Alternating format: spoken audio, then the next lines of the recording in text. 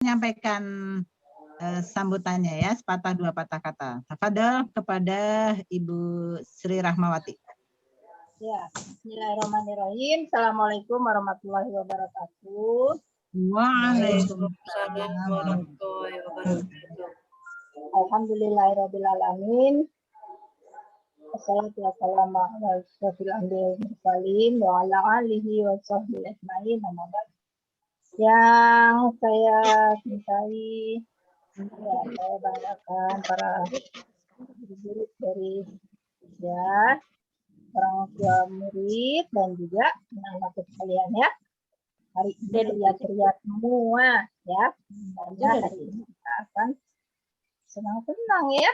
Ada pengumuman lomba, ya, ada cerita tentang bagaimana mempercepat gitu ya. Atau baca dengan menyenangkan ya. Nanti ada ilmu ya yang akan berbagi pengalamannya ya. Dan anak-anak semua, orang tua dan para guru, kita bertepatan dengan buat ya, dan tidak lama lagi kita akan memasuki bulan suci Ramadan ya, bulan yang sangat ditunggu dan tentu saja bulan yang sangat dirindukan ya. Nah, kita berharap anak-anak kita ini akan mendapatkan kemudahan-kemudahan ya dari Allah SWT dalam membaca, menghafalkan ya. Jelas itu ya di akar guru ya, membaca, menghafalkan itu sebenarnya kalau di tingkat kognitif itu baru level 1 ya. Nah, harapan berikutnya adalah kemudian bisa memahami ya, tapi itu tentu saja harus berjalan ya. Memahami isinya ya, bahkan kemudian nanti mengaplikasikan isi Al-Quran ya, dan menjadikan itu sebagai pedoman dalam hidup sehari-hari ya. Jadi kalau kita hari ini intens ya atau sering ya bergaul dengan Al-Quran, kenapa? Karena nanti sebenarnya mereka lah yang nanti akan dijaga ya oleh Al-Quran di dalam kehidupan yang mendatang. Baik ya, jadi walaupun ini waktu libur, kita isi dengan kegiatan yang bermanfaat, mudah-mudahan selalu ya semangat anak-anak kita di dalam menghafalkan Al-Quran ya, bahkan kemudian nanti mengamalkan itu tetap menyala-nyala ya, dan semakin baik dilaksanakan. Baik, mungkin itu sambutan singkat yang bisa saya berikan. Wabillahi taufiq wal hidayah. Assalamualaikum warahmatullahi wabarakatuh.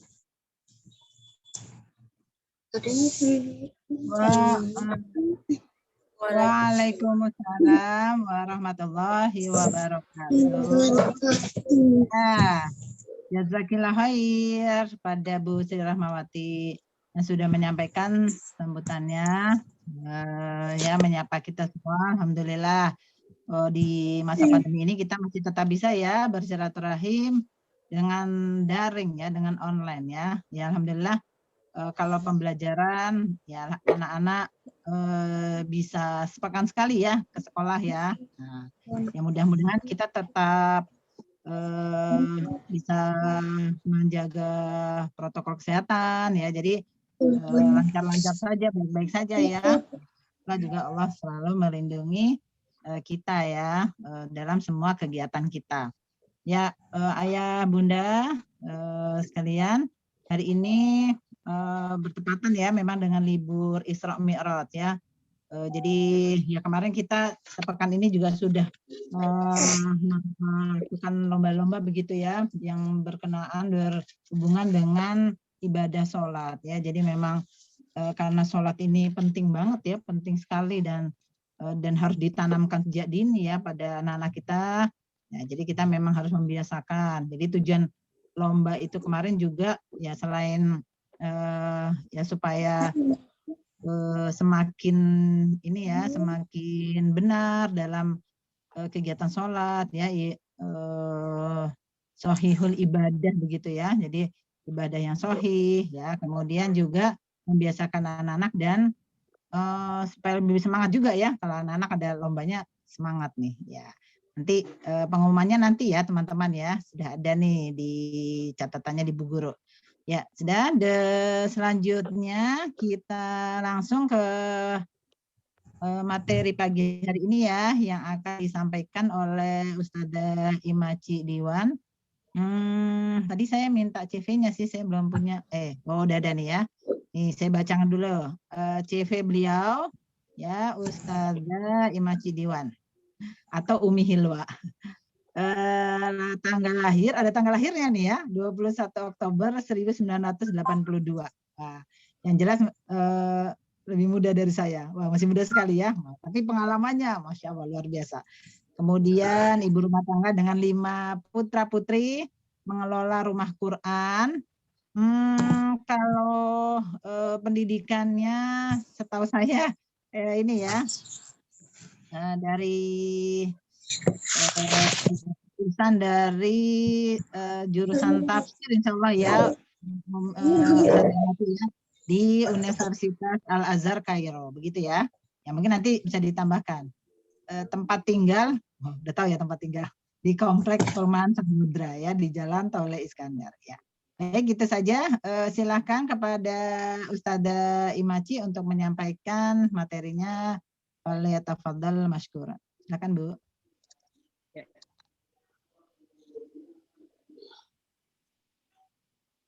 Bismillahirrahmanirrahim. Assalamualaikum warahmatullahi wabarakatuh. Waalaikumsalam warahmatullahi wabarakatuh. Alhamdulillahilladzi nahmaduhu wa nasta'di wa na'udzu billahi min syururi anfusina wa min sayyiati a'malina may yahdihillahu fala mudilla lahu wa may yudlil fala hadiyalah. Allahumma shalli ala sayyidina Muhammad tibbil qulubi wa dawaiha wa afiyatil abdani wa shifaiha wa nuril absari wa diyaiha. Amma ba'd. Pada Ibu Laili Fatima yang kami hormati dan saya banggakan,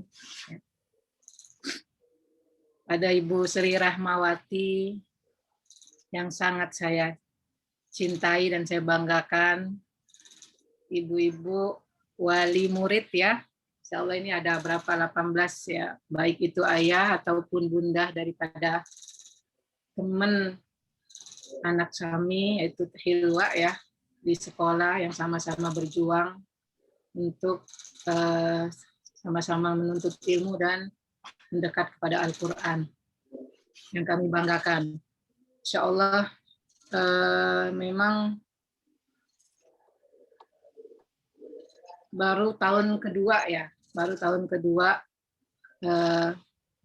sekolah yang didirikan dengan izin Allah ya, melalui tangan beberapa ustazah dan ustadz ya, Bu Laili, Bu Sri, dan Bu Asia, ya, juga guru-guru yang lain. Insya Allah kita merasakan betapa giat bersama Al-Quran itu ya, semangat bersama Al-Quran. Jadi walaupun kita belum sempat bertemu, belum sempat ngobrol antar sesama bunda, gitu ya, antar guru dan wali murid ya, tapi kita merasakan Al-Quran adalah pemersatu kita semua, insya Allah ya. Pada kesempatan kali ini ya, temanya mungkin ya, inisiatif saya saja sih ini, sukses bersama buah hati dunia akhirat. Ya. Jadi kenapa di sini? Karena kan yang diamanahkan kepada kami adalah sukses mendampingi anak menghafal Quran tadinya ya. Ada dua sih, dalam persepsi saya itu awalnya sukses mendampingi anak, PJJ dan menghafal Quran gitu ya kan. Terus masih lagi loh, ini cuma menghafal Quran aja gitu kan. Jadi tapi insya Allah tujuannya itu adalah sama. Karena mengapa ya? Kesuksesan dunia itu akan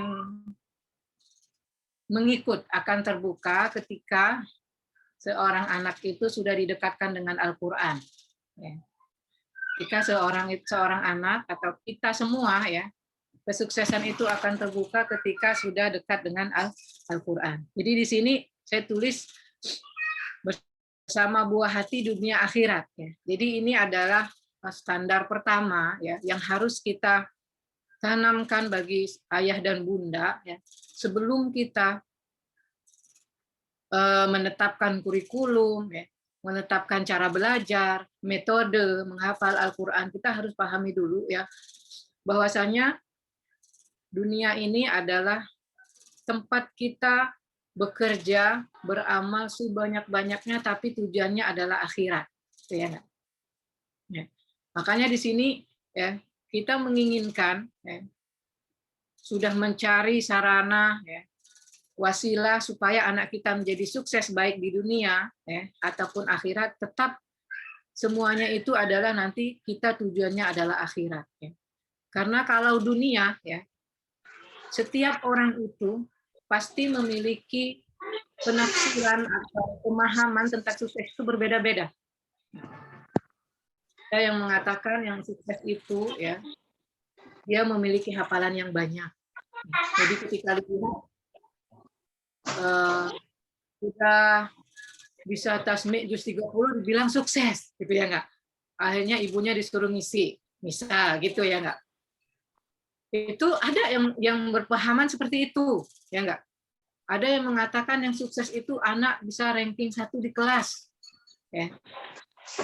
Bangga gitu karena anak yang tahu, atau juga dia bisa misalnya ya, anaknya sudah dengan nilai cum laude gitu ya, nggak dibilang itu sukses ya, yang terbaik atau sudah terbaik gitu ya, nggak. Wisuda hafiz Quran, macam-macam ya wisuda sekarang ya. Ada juga yang memaknai sukses itu adalah kalau dalam dunia kerja ya, naik jabatan dan lain-lain ya. Nah, jadi setiap orang itu memaknai dari makna sukses itu adalah berbeda, bermacam-macam. Nah, kalau misalnya ya kita ingin mengikuti, mendengarkan kata orang apa itu sukses, maka kesuksesan upaya yang kita kejar ya, sarana, ikhtiar, tenaga, pengorbanan yang kita keluarkan untuk mencapai kesuksesan itu percuma gitu ya enggak, karena hanya mendengarkan penilaian sukses itu dari mata orang lain. Makanya di sini sebelum kita ya ingin menjadikan anak kita itu sukses dalam segala hal ya, kita tanamkan dulu dari diri kita ya, nanti akan meresap ke anak-anak kita bahwasanya dalam Islam itu ada pandangan sendiri ya, kita sebagai seorang muslim mengenai makna sukses ini. Dan ini juga hendaknya juga kita tanamkan terutama bagi anak-anak kita yang kita pingin cita-cita anak kita itu menjadi hafiz Quran. Ya, dalam Al-Quran, dalam Islam ya. Pertama ya, mungkin dari hadis riwayat Tabrani, ada hadis yang mengatakan khairun nas anfa'uhum linnas, ya enggak? Sebaik-baik manusia adalah ya, mereka yang bermanfaat bagi manusia yang lain, gitu ya enggak? Ini yang pertama dalam hadis. Banyak lagi hadis-hadis yang lain, cuman saya ambil hanya contoh-contoh saja ya. Kemudian juga dalam Al-Hujurat ayat 13 Allah berfirman, inna akramakum indallahi atqakum. Sesungguhnya yang paling mulia di sisi Allah itu adalah yang paling bertakwa di antara kalian. Karena kalau misalnya dilihat dari orang yang banyak materi, ya kan, nggak adil Allah itu, gitu ya nggak? Ya, nggak adil gitu. Yang paling sukses itu yang paling banyak materi, tapi nggak kata Allah dalam surah Al-Hujurat ini, inna akramakum indallahi atqakum. Dan yang paling puncaknya, ya, dan mungkin ini ya yang jarang ya, apa namanya, atau mungkin suka kita lupa ya pada diri kita sendiri, apalagi kalau kita ingin menanamkan kepada anak-anak kita, ya, yaitu yang paling puncaknya adalah surat Ali Imran ayat 185. Allah berfirman, faman zuhziha 'anil nar wa udkhilal jannah faqad faz. Ya, ini paling puncaknya kesuksesan, ya. Kesuksesan dunia dan akhirat itu adalah barang siapa yang Allah hindarkan dia. Faman zuhziha, ini dalam surat Al-Imran ya, ayat 185. Faman zuhziha 'anil nar, apabila orang tersebut Allah hindarkan dari neraka. Ya. Wa udkhilal jannah, dan orang tersebut masuk surga, faqad faz, maka orang tersebut sudah termasuk orang yang sukses. Nah ini. Ya. Jadi ini standar ya kesuksesan ya yang Allah sebutkan dalam Al-Quran dan juga Nabi Muhammad SAW sudah tetapkan dalam hadisnya ya. Nah, jadi makanya di sini ketika kita ingin menanamkan, ingin mendampingi anak-anak kita terutama dalam masa pandemi ini ya, biar bisa kita sukses terus, kita tanamkan dalam diri ayah bunda sekalian dan kita semua ya, baik itu guru ya. Jadi sehingga kalau misalnya kita sudah mengetahui standar sukses dalam Islam ini ya, walaupun kondisi kita seperti saat ini kan takdir Allah ya, kita dikirim oleh Allah musibah secara nasional dan internasional ya kan, yang banyak sekali dampak yang kita rasakan, baik secara pendidikan ya, secara pemerintah ya, secara pendidikan anak-anak udah hampir setahun ya kan, setahun di rumah tidak menerima pendidikan secara langsung ya enggak. Yang mana mungkin kalau orang tua yang bekerja ya, dia akan bingung mendampingi anak-anaknya gitu ya enggak. Ya. Padahal sebenarnya ketika ada sesuatu ya yang baru ya, kalau kita pahami ada beberapa psikolog yang suka saya dengar ya, bahwasanya orang cerdas itu sebenarnya orang yang ketika dia ada masalah baru, dia itu akan tambah cerdas, akan jadi cerdas ya. Kalau misalnya nih ya, jadi otak kita itu istilahnya ada 20.000 neuron gitu ya dalam otak kita ini. Ya. Jadi kalau kita menghafal Al-Qur'an, itu cabang-cabang neuron itu akan menebal ya dengan murojaah, dengan menghafal. Tapi ketika ada masalah baru, misalnya kita menghafal Quran itu terus menerus, itu kan hal yang sudah kita lakukan terus menerus ya. Tapi tiba-tiba seperti sekarang ini ya, seorang ibu tiba-tiba dia yang tadinya kerja, yang tadinya cuma ngurus rumah tangga gitu ya enggak, harus mendampingi anak-anaknya juga. Justru hal seperti itu, tantangan seperti itu menyebabkan ibu itu cerdas, gitu ya nggak? Ibu itu akan bertambah cerdas. Yaitu apa? Karena dia akan dihadapkan dengan suatu masalah yang harus dia kerjakan, sehingga otaknya itu akan bertambah, cabang otaknya itu akan bertambah. Ya nggak? Itulah otak kita, otak manusia. Jadi makanya di sini kita dengan diperkuat oleh makna sukses dalam Islam ini, beberapa ayat ini, kita harus tetap optimis, jangan sampai yang memang tadi kita kebingungan ya kan. Nauzubillah kalau sampai kita menyalahkan Allah, kenapa mesti ada pandemi gitu ya nggak. Jadi justru di dalam musibah pandemi ini kita menyebabkan ayah bunda menjadi lebih cerdas ya nggak, menjadi lebih pintar bagaimana yang tadinya pendidikan anak, menghafal Quran itu ditemani oleh guru-gurunya di sekolah, tiba-tiba pada saat ini akan ditemani oleh lebih banyak oleh orang tuanya ya nggak, hampir 24 jam, paling ya Zoom itu 1 jam atau lebih kurang gitu ya nggak, 2 jam lah gitu ya nggak. Nah, jadi di sini kita jangan sampai kita kalut gitu ya nggak, ada ibu yang kebingungan gitu nggak, mana saya kerja kemudian misalnya lagi dia nggak kerja tapi dia nggak bisa menyampaikan materi itu ke anak, kemudian Al-Quran bagi dia juga itu adalah suatu hal yang susah gitu ya nggak, dia sendiri harus perlu dibenahi, harus perlu tahsin, gimana caranya gitu ya. Insya Allah dengan ini ya, dengan kita memperdalam pemahaman kita terhadap ayat Allah ini ya, makna sukses dalam Islam itu, jadi jangan sampai ketika kita kecewa dengan anak kita nggak sesuai ya hasilnya, ingat nih ya nggak. Jadi anak itu sukses itu bukan dia hafal 30 juz, ya enggak? Bukan dia hafal 1 juz, bukan dia hafal 2 juz, tapi ini dalam Islam nih, ya. Walaupun Allah mentakdirkan anak itu baru hafal dalam waktu setahun cuman beberapa surat, ya. Dalam hampir setahun nih misalnya ya enggak, angkatan kedua misalnya, dia baru hafal hanya inna atau inna, hanya qul huwallah misalnya, baru an-naba setengah gitu ya enggak. Jadi makanya itu nanti ada istilah orang yang ngapal 1 menit bisa 1 halaman, ada orang yang 1 ayat itu sehari nggak hafal gitu ya nggak. Itu berlaku hukum Allah pada orang tersebut ya nggak. Orang tersebut yang 1 hari 1 ayat itu nggak hafal-hafal ya. Allah menginginkan hukum dia itu supaya apa? Memperbanyak, memperoleh pahala gitu ya nggak. Itu hukum Allah berlaku di situ. Jadi banyak sekali nanti itu kita akan memasuki ikhtiar, salah satu ikhtiar ya. Jadi yang ingin saya tekankan terlebih dahulu, jangan sampai musibah pandemi ini ya menyebabkan kita jadi kalut ya. Ingat ya enggak ya, bahwasanya makna sukses dalam Islam itu adalah diantaranya 3 ayat ini ya. Kalau misalnya anak kita Qur'annya masih surat An-Naba ya enggak, tapi anak kita itu ada kelebihan yang lain ya enggak, banyak. Dia bermanfaat ya enggak bagi temannya, bagi orang tua ya enggak. Ada di antara pandemi ini ya enggak, misalnya saya satunya anak saya kan yang pertama belum sekolah-sekolah gitu ya enggak. Di rumah dia ngapal Quran sama saya malas misalnya atau susah gitu ya, tapi ternyata ada manfaatnya di rumah, bantuin saya jagain adik-adiknya.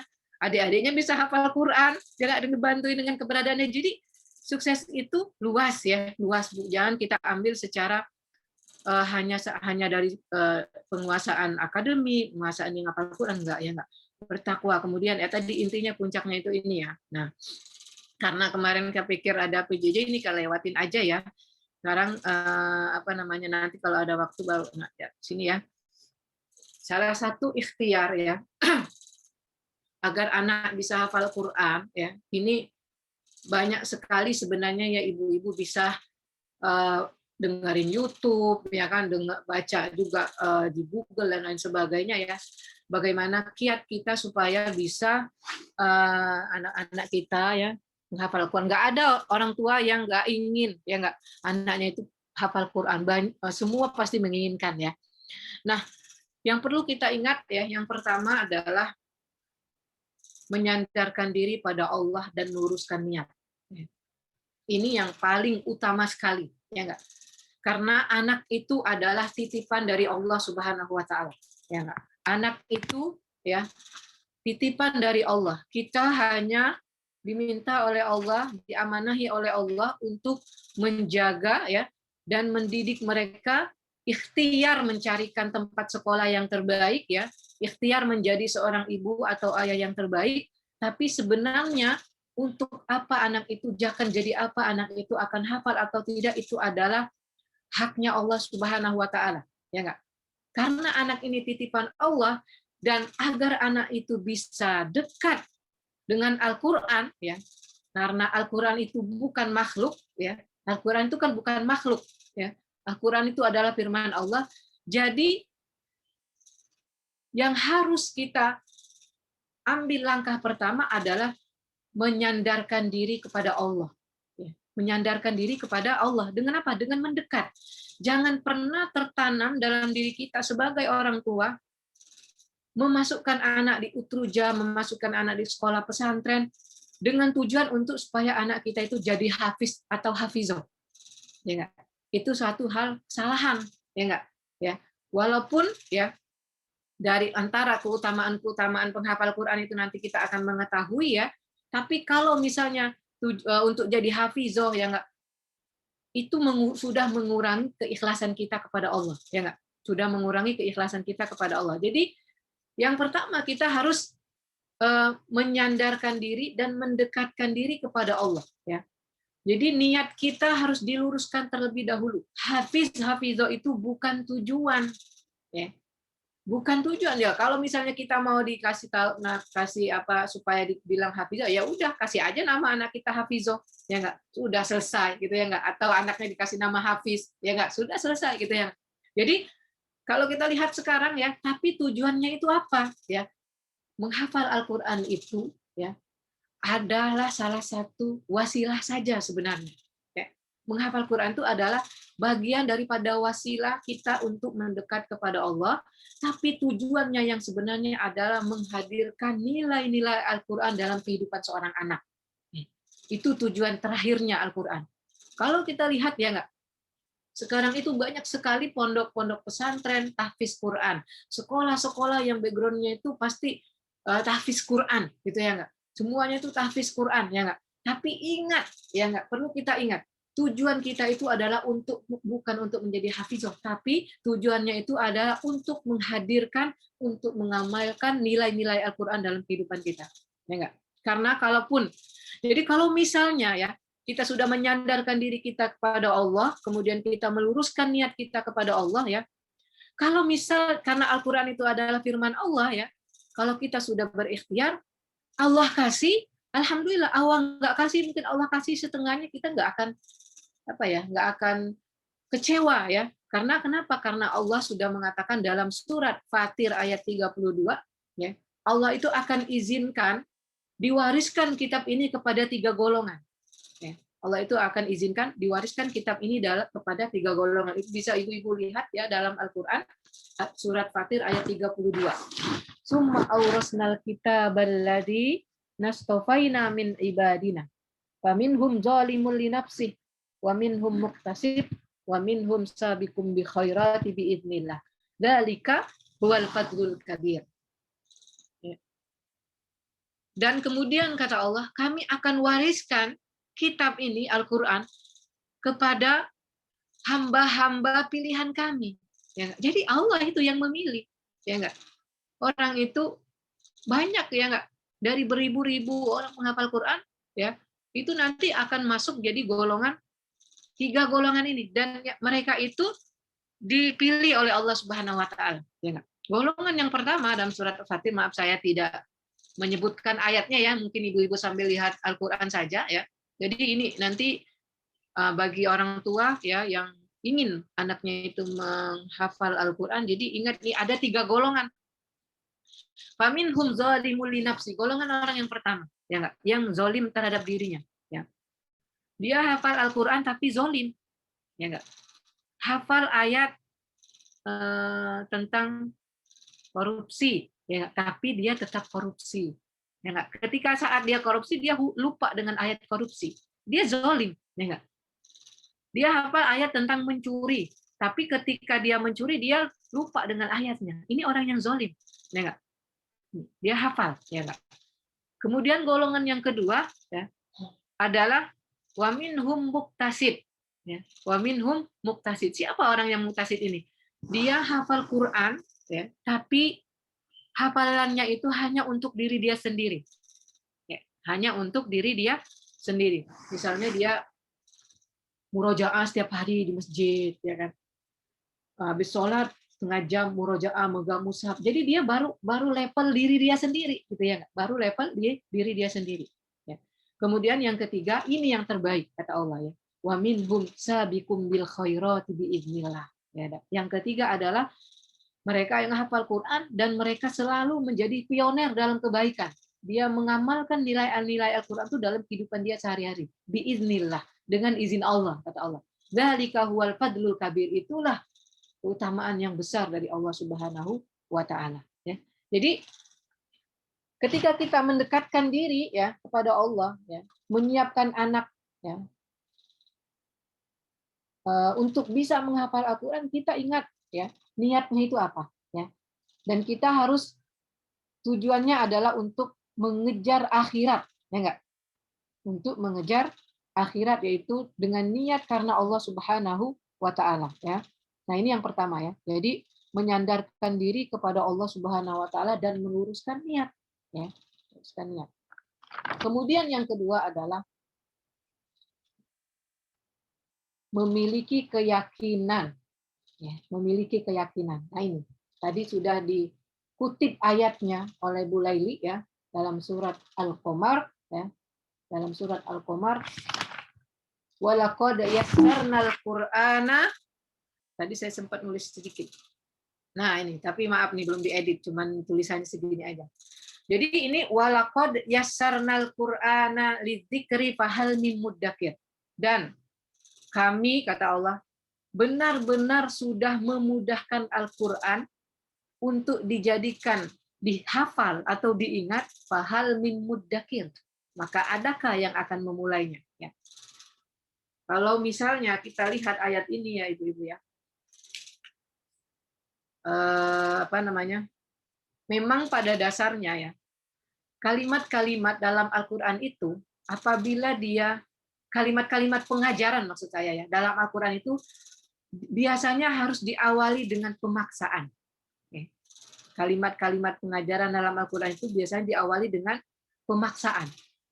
Kalau misalnya banyak sekali ya saya dengarkan, baik itu curhatan ibu-ibu, kok kenapa anak saya nggak bisa, kayak anak si Anu, kayak anak si Anu. Ya memang awalnya untuk pengajaran itu adalah harus dipaksakan.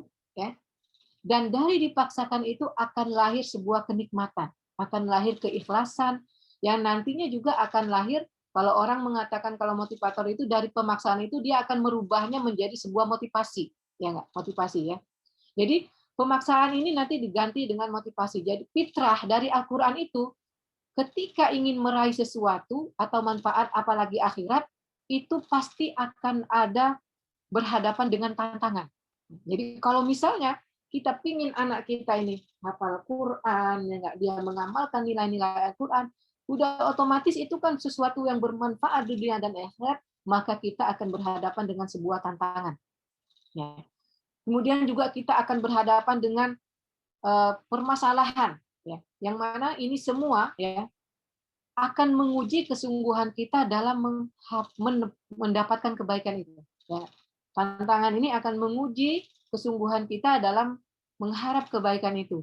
Dan secara syariat juga, ya, tantangan dan masalah ini juga akan menghadirkan pahala. Dan pahala itu bukan terletak pada hasil, ya, bukan terletak pada hasil, tapi pada proses, ya enggak? Yang dilihat Allah itu nanti bukan berapa ayat kita hafal, tapi mulai dari proses kita itu, ya, mulai dari misalnya kita menyiapkan anak habis subuh, nak jangan tidur ya nak, dikasih snack, dikasih apa gitu ya, supaya nggak tidur biar bisa hafal Quran, itu yang dilihat oleh Allah Subhanahu Wa Taala. Nah, segala pemaksaan ini atau motivasi ini, ya, kita harus yakin bahwasanya dalam proses ini Allah akan mudahkan dalam menghafal Al-Quran. Ya enggak? Ini ayatnya surat Al-Qamar ayat berapa ini ya? Banyak ini, ya enggak? Makanya saking Allah itu ingin menekankan kepada kita, ya, saking Allah itu ingin menekankan, enggak cuma satu ayat ini ada dalam surat Al-Qamar, 4 kalau nggak salah, ya.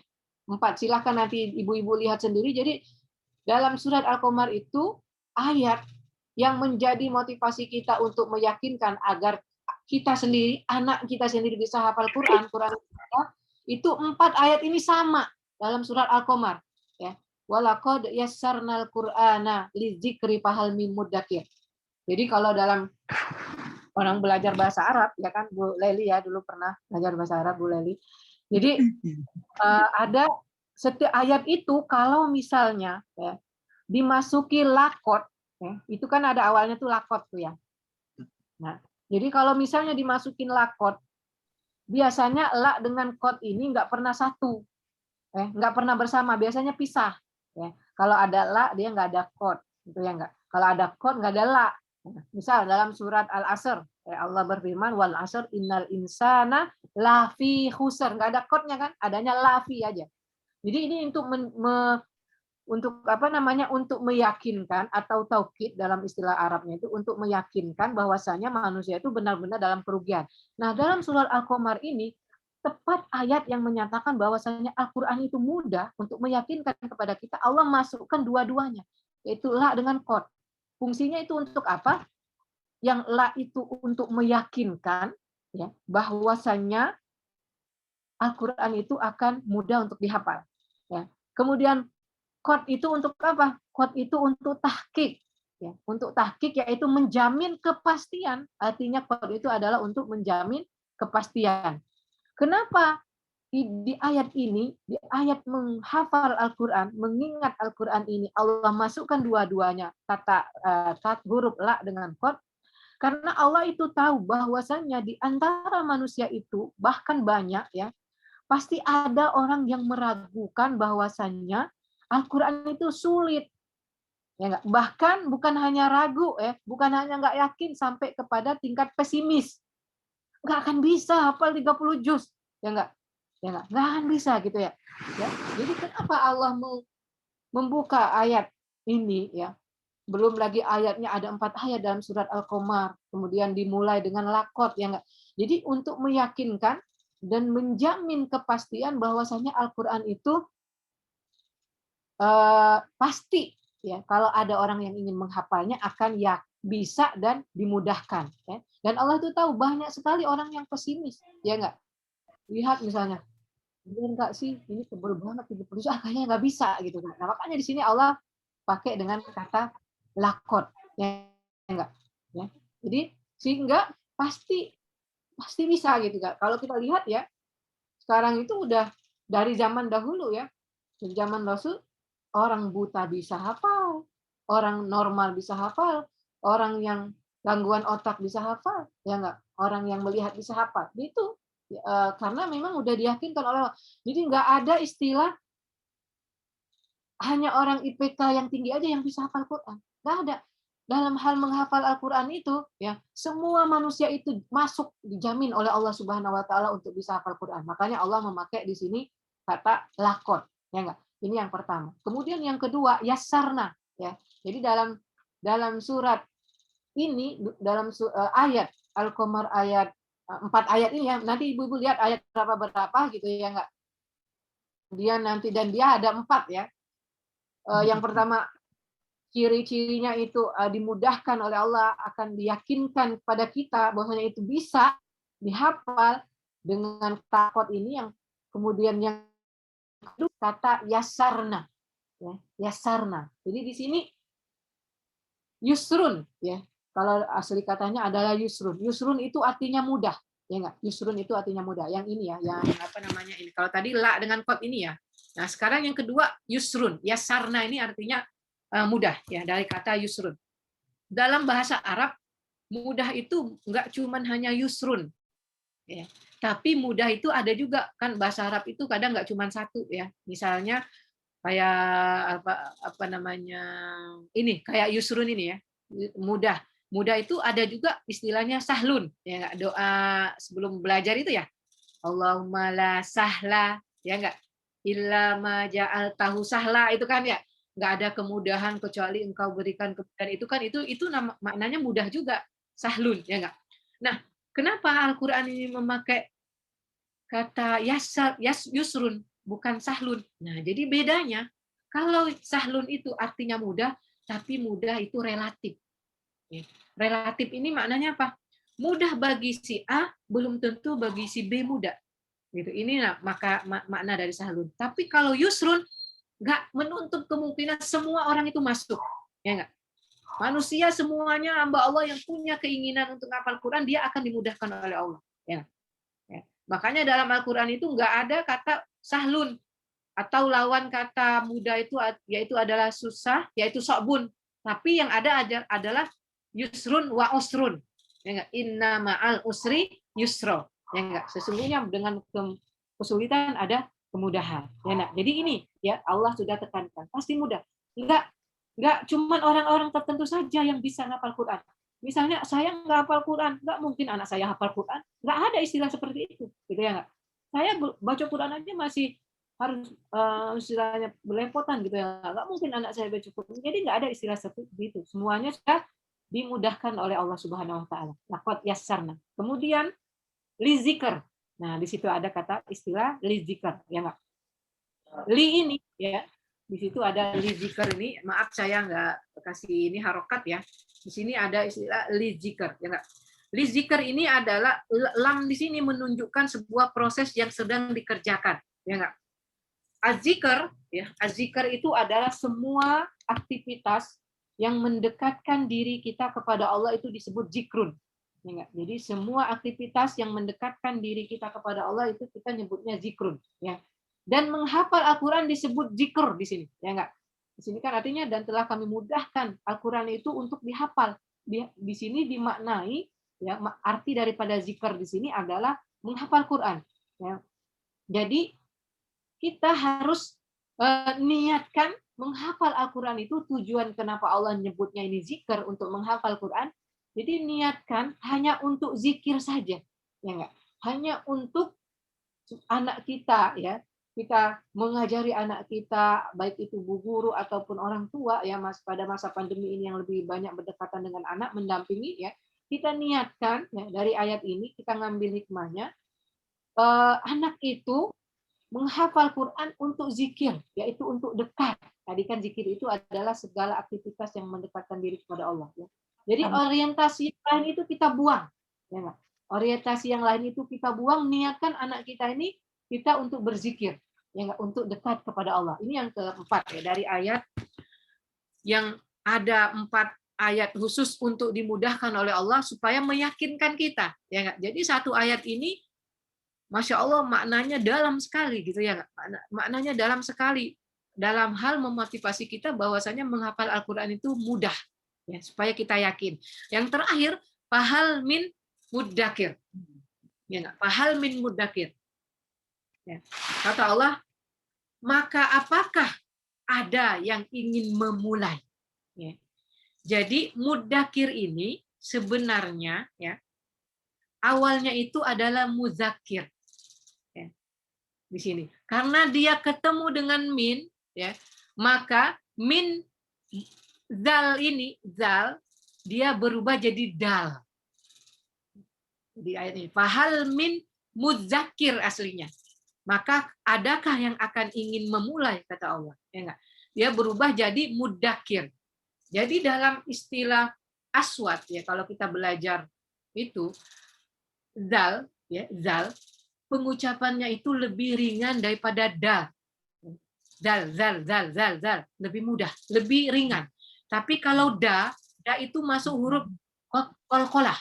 Jadi keluar dari dalam seperti infijar, mengeluarkan seperti apa namanya? Ledakan, ya. Kutbu jadin, ya enggak? Kutbu jadin, baju di toko itu ya enggak. Jadi itu huruf qalqalah itu sebenarnya apa namanya? Menunjukkan kalau itu lebih sulit daripada zal, ya enggak. Nah, jadi ini apa? Infijar itu artinya kita harus membuang semua, ya enggak. Berarti apa? Orangnya ya, ketika supaya kita bisa mudah, kita buang semua orientasi tersebut ya. Kita ganti aja dengan muddakir tadi. Ya, jadi ini menunjukkan kalau itu mudah. Yang belum mau mulai itu adalah orangnya. Ya enggak. Al-Quran itu mudah. Yang belum mau itu adalah orangnya. Itu ya. Ingin menunjukkan bahwasanya orangnya itu masih berat. Fahal min muddakir. Nah, ini ya. Jadi ini yang kedua ya. Jadi kita harus memiliki betul-betul memiliki keyakinan bahwasanya Al-Quran itu bagi kita dan bagi anak-anak kita insya Allah mudah. Apalagi anak-anak kita ini adalah anak-anak yang di masa masih muda ya, usia dini ya nggak istilahnya, masih emas ya. Apabila kita sering menghafalkan dia Quran, yang sering didengar itu ayat-ayat Al-Quran, maka itu akan tertanam terus otaknya juga neuron dia itu akan menjadi tebal dengan Al-Quran, dengan murojaah, dengan menambah dan sebagainya. Bagi mereka karena masih kosong istilahnya ya, kemudahan itu akan lebih dahsyat dibandingkan dengan kita ya mungkin usia sudah 40 dan lain sebagainya, tapi tidak menutup kemungkinan, bahkan banyak tidak mustahil orang yang tua juga ya, sudah tua 70 tahun, 50 tahun kalau mau belajar Al-Qur'an, semangat, dia memiliki keyakinan, maka dia akan tetap bisa. Yang ketiga ya. Nah ini menyatukan visi dengan suami. Kalau misalnya kita seorang istri atau orang tua harus kompak ya, menyatukan visi suami istri dan membangun lingkungan kondusif. Nah ini penting juga kali ya enggak, terutama bagi anak-anak kita ya. Jadi orang tua harus kompak ya enggak. Dulu bahkan mungkin ngobrol ya suami istri, anak kita mau kita sekolahkan ke Utrujah misalnya ya enggak, banyak yang mana Utrujah ini background-nya adalah menghafal Al-Qur'an ya enggak, menghafal Al-Qur'an berarti ya enggak, kita terutama pas masa pandemi ini harus bekerja sama ya enggak, menyatukan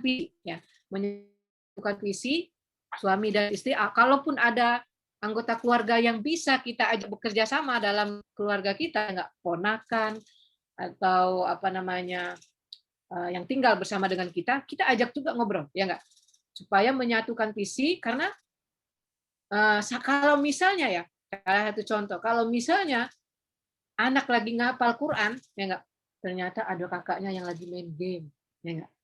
Kebenaran mungkin rumahnya nggak ada tempat lain, ya kan. Nah itu akan menjadi kendala, ya enggak. Misalnya anak lagi diajak hafal Quran dipanggil susah, ya enggak, ternyata lagi melihat pembantunya yang lagi nonton, ya enggak, TikTokan misalnya itu. Nah ini jadi kita harus ini penting sekali ya. Kalau kita lihat dalam Al-Qur'an ya. Ini kita kembalinya kepada Al-Qur'an lagi ya. Kembalinya pada Al-Qur'an lagi ya. Jadi kalau kita lihat bagaimana gambaran keluarga Imron, ya enggak? Gambaran keluarga Imron. Imron dan Hana, ya enggak, istrinya Hana, itu mereka bukan nabi ya. Mereka bukan nabi, tapi melahirkan seorang anak yang sangat dekat dengan Allah Subhanahu wa taala, bahkan dijamin hidupnya oleh Allah, yaitu Maryam, yang akhirnya mendapatkan cucu, ya, keluarga ini mendapatkan cucu seorang nabi, ya enggak. Bagaimana penyatuan visi suami istri dan juga bagaimana mereka mengkondisikan lingkungan buat anaknya, ya enggak. Jadi dalam surat ketiga ayat 35-37 tersebut, Idqalatil Imrana inni nazartu laka ma fi batni muharraran fataqabbal minni innaka antas samiul alim. Jadi bahkan ya menyatukan visi dan misi itu seperti Hana dan Imron ini ya, sejak anaknya itu ada dalam kandungan. Sejak anaknya itu ada dalam kandungan. Sudah disatukan visi suami istri ini.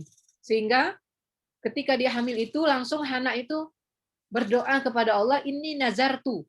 Ya, aku meniatkan ma fi batni, anak yang ada dalam kandungan ini, muharraran fataqabbal untuk kuserahkan untuk engkau yang mendidiknya, kuserahkan kepada engkau, gitu ya, wahai Allah, gitu kata Hana. Jadi ini istrinya, dan itu tentu ya sudah ada dialog dengan suaminya yaitu Imron, ya enggak, keluarga Imron ini, ya enggak.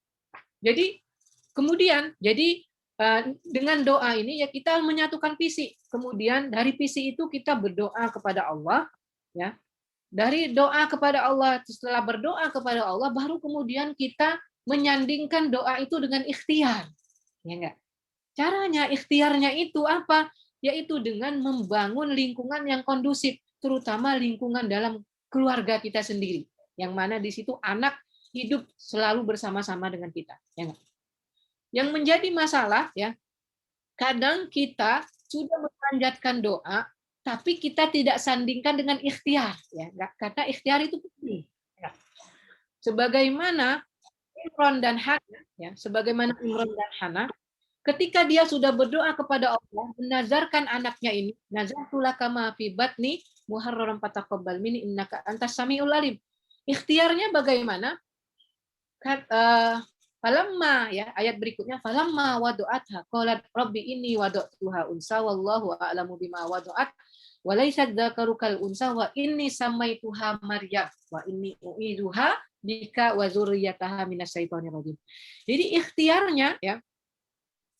ikhtiarnya adalah setelah kita berdoa kepada Allah Subhanahu wa taala, sebagaimana ternyata ketika lahir itu adalah seorang perempuan, ya enggak, dia tidak kecewa keluarga tersebut, ya enggak, karena anak itu semuanya dilahirkan laki atau perempuan itu adalah haknya Allah Subhanahu wa taala. Yang pasti di antara hikmahnya itu kalau misalnya kita inginkan anak kita laki ternyata lahir perempuan, pasti untuk melengkapi ya, melengkapi kedua orang tuanya, ya enggak. Jadi enggak ada salah. Jadi dalam kondisi apapun anak kita itu terlahir, ya, hikmahnya itu adalah kita harus menerima dengan lapang dada karena pasti ada hikmah, ya enggak? Pasti ada hikmahnya, yaitu diantaranya untuk melengkapi kekurangan kedua orang tua.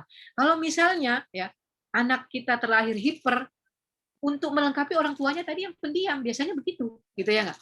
Atau mungkin dan lain sebagainya, ya enggak? Nah, jadi di sini kita harus menyatukan visi dengan suami dan istri ini, kemudian melalui berdoa dan membangun lingkungan yang kondusif ini.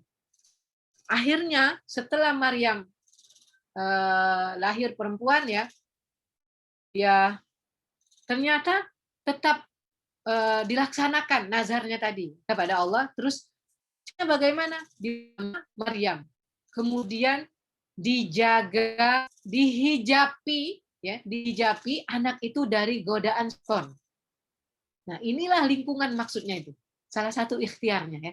Jadi salah satu ikhtiarnya adalah membangun lingkungan kondusif. Karena ketika anak lahir, mulai saat itu dia sudah punya musuh. Kita semua ini sudah punya musuh, ya, yang selalu ingin menghijabi kita dengan kebaikan, menghijabi, ya, kita dengan Al-Quran, ya enggak? Nah, kita sebagai orang tua, anak kita yang masih SD, masih TK, ya kita orang tua inilah yang ditugaskan untuk menghijabi anak kita itu dari musuh tersebut. Minimal, ya, minimal kita membentuk lingkungan yang kondusif, yang Islami, ya, yang memudahkan dia supaya bisa dekat dengan Al-Quran, gitu ya enggak? Karena akan berpengaruh sekali, ya enggak, lingkungan ini akan berpengaruh sekali kepada perkembangan anak kita, terutama apabila dia mendekat dengan Al-Quran. Jadi kemudian, ya, membangun lingkungan yang kondusif ini, kalau kita ingin anak kita hafal Quran tersebut, seperti halnya Imron dan Hana melakukan apa yang dia lakukan setelah anak itu lahir, kemudian diberi nama, kemudian dilindungi, ya, didoakan, ya. Lingkungan yang kondusif itu bagaimana? Dia carikan guru, ya, carikan guru yang terbaik. Kita carikan sekolah, ya enggak?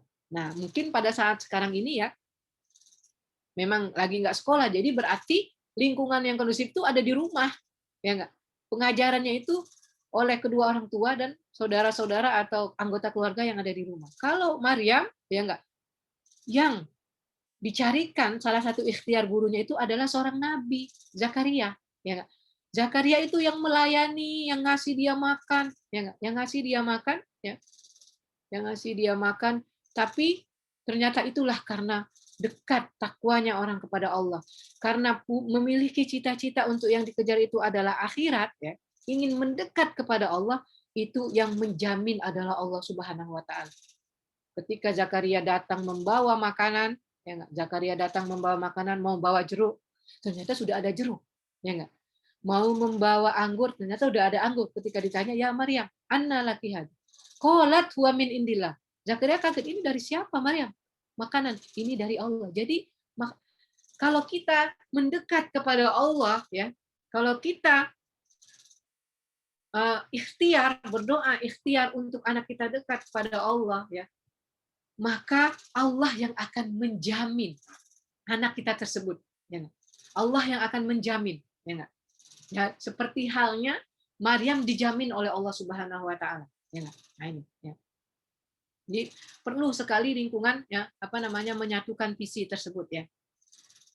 Nah, sekarang misal, ya enggak, misal kalau misalnya orang tua, lah saya nggak bisa, ya enggak, pada saat ini, ya enggak, pada saat itu nggak bisa.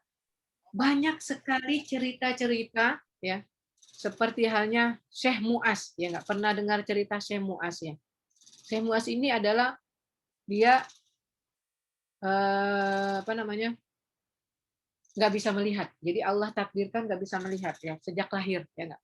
Dia memiliki seorang anak dan dia tidak hafal Quran, gitu ya enggak. Dia memiliki seorang anak, anaknya pingin menjadi hafal Quran, ya enggak.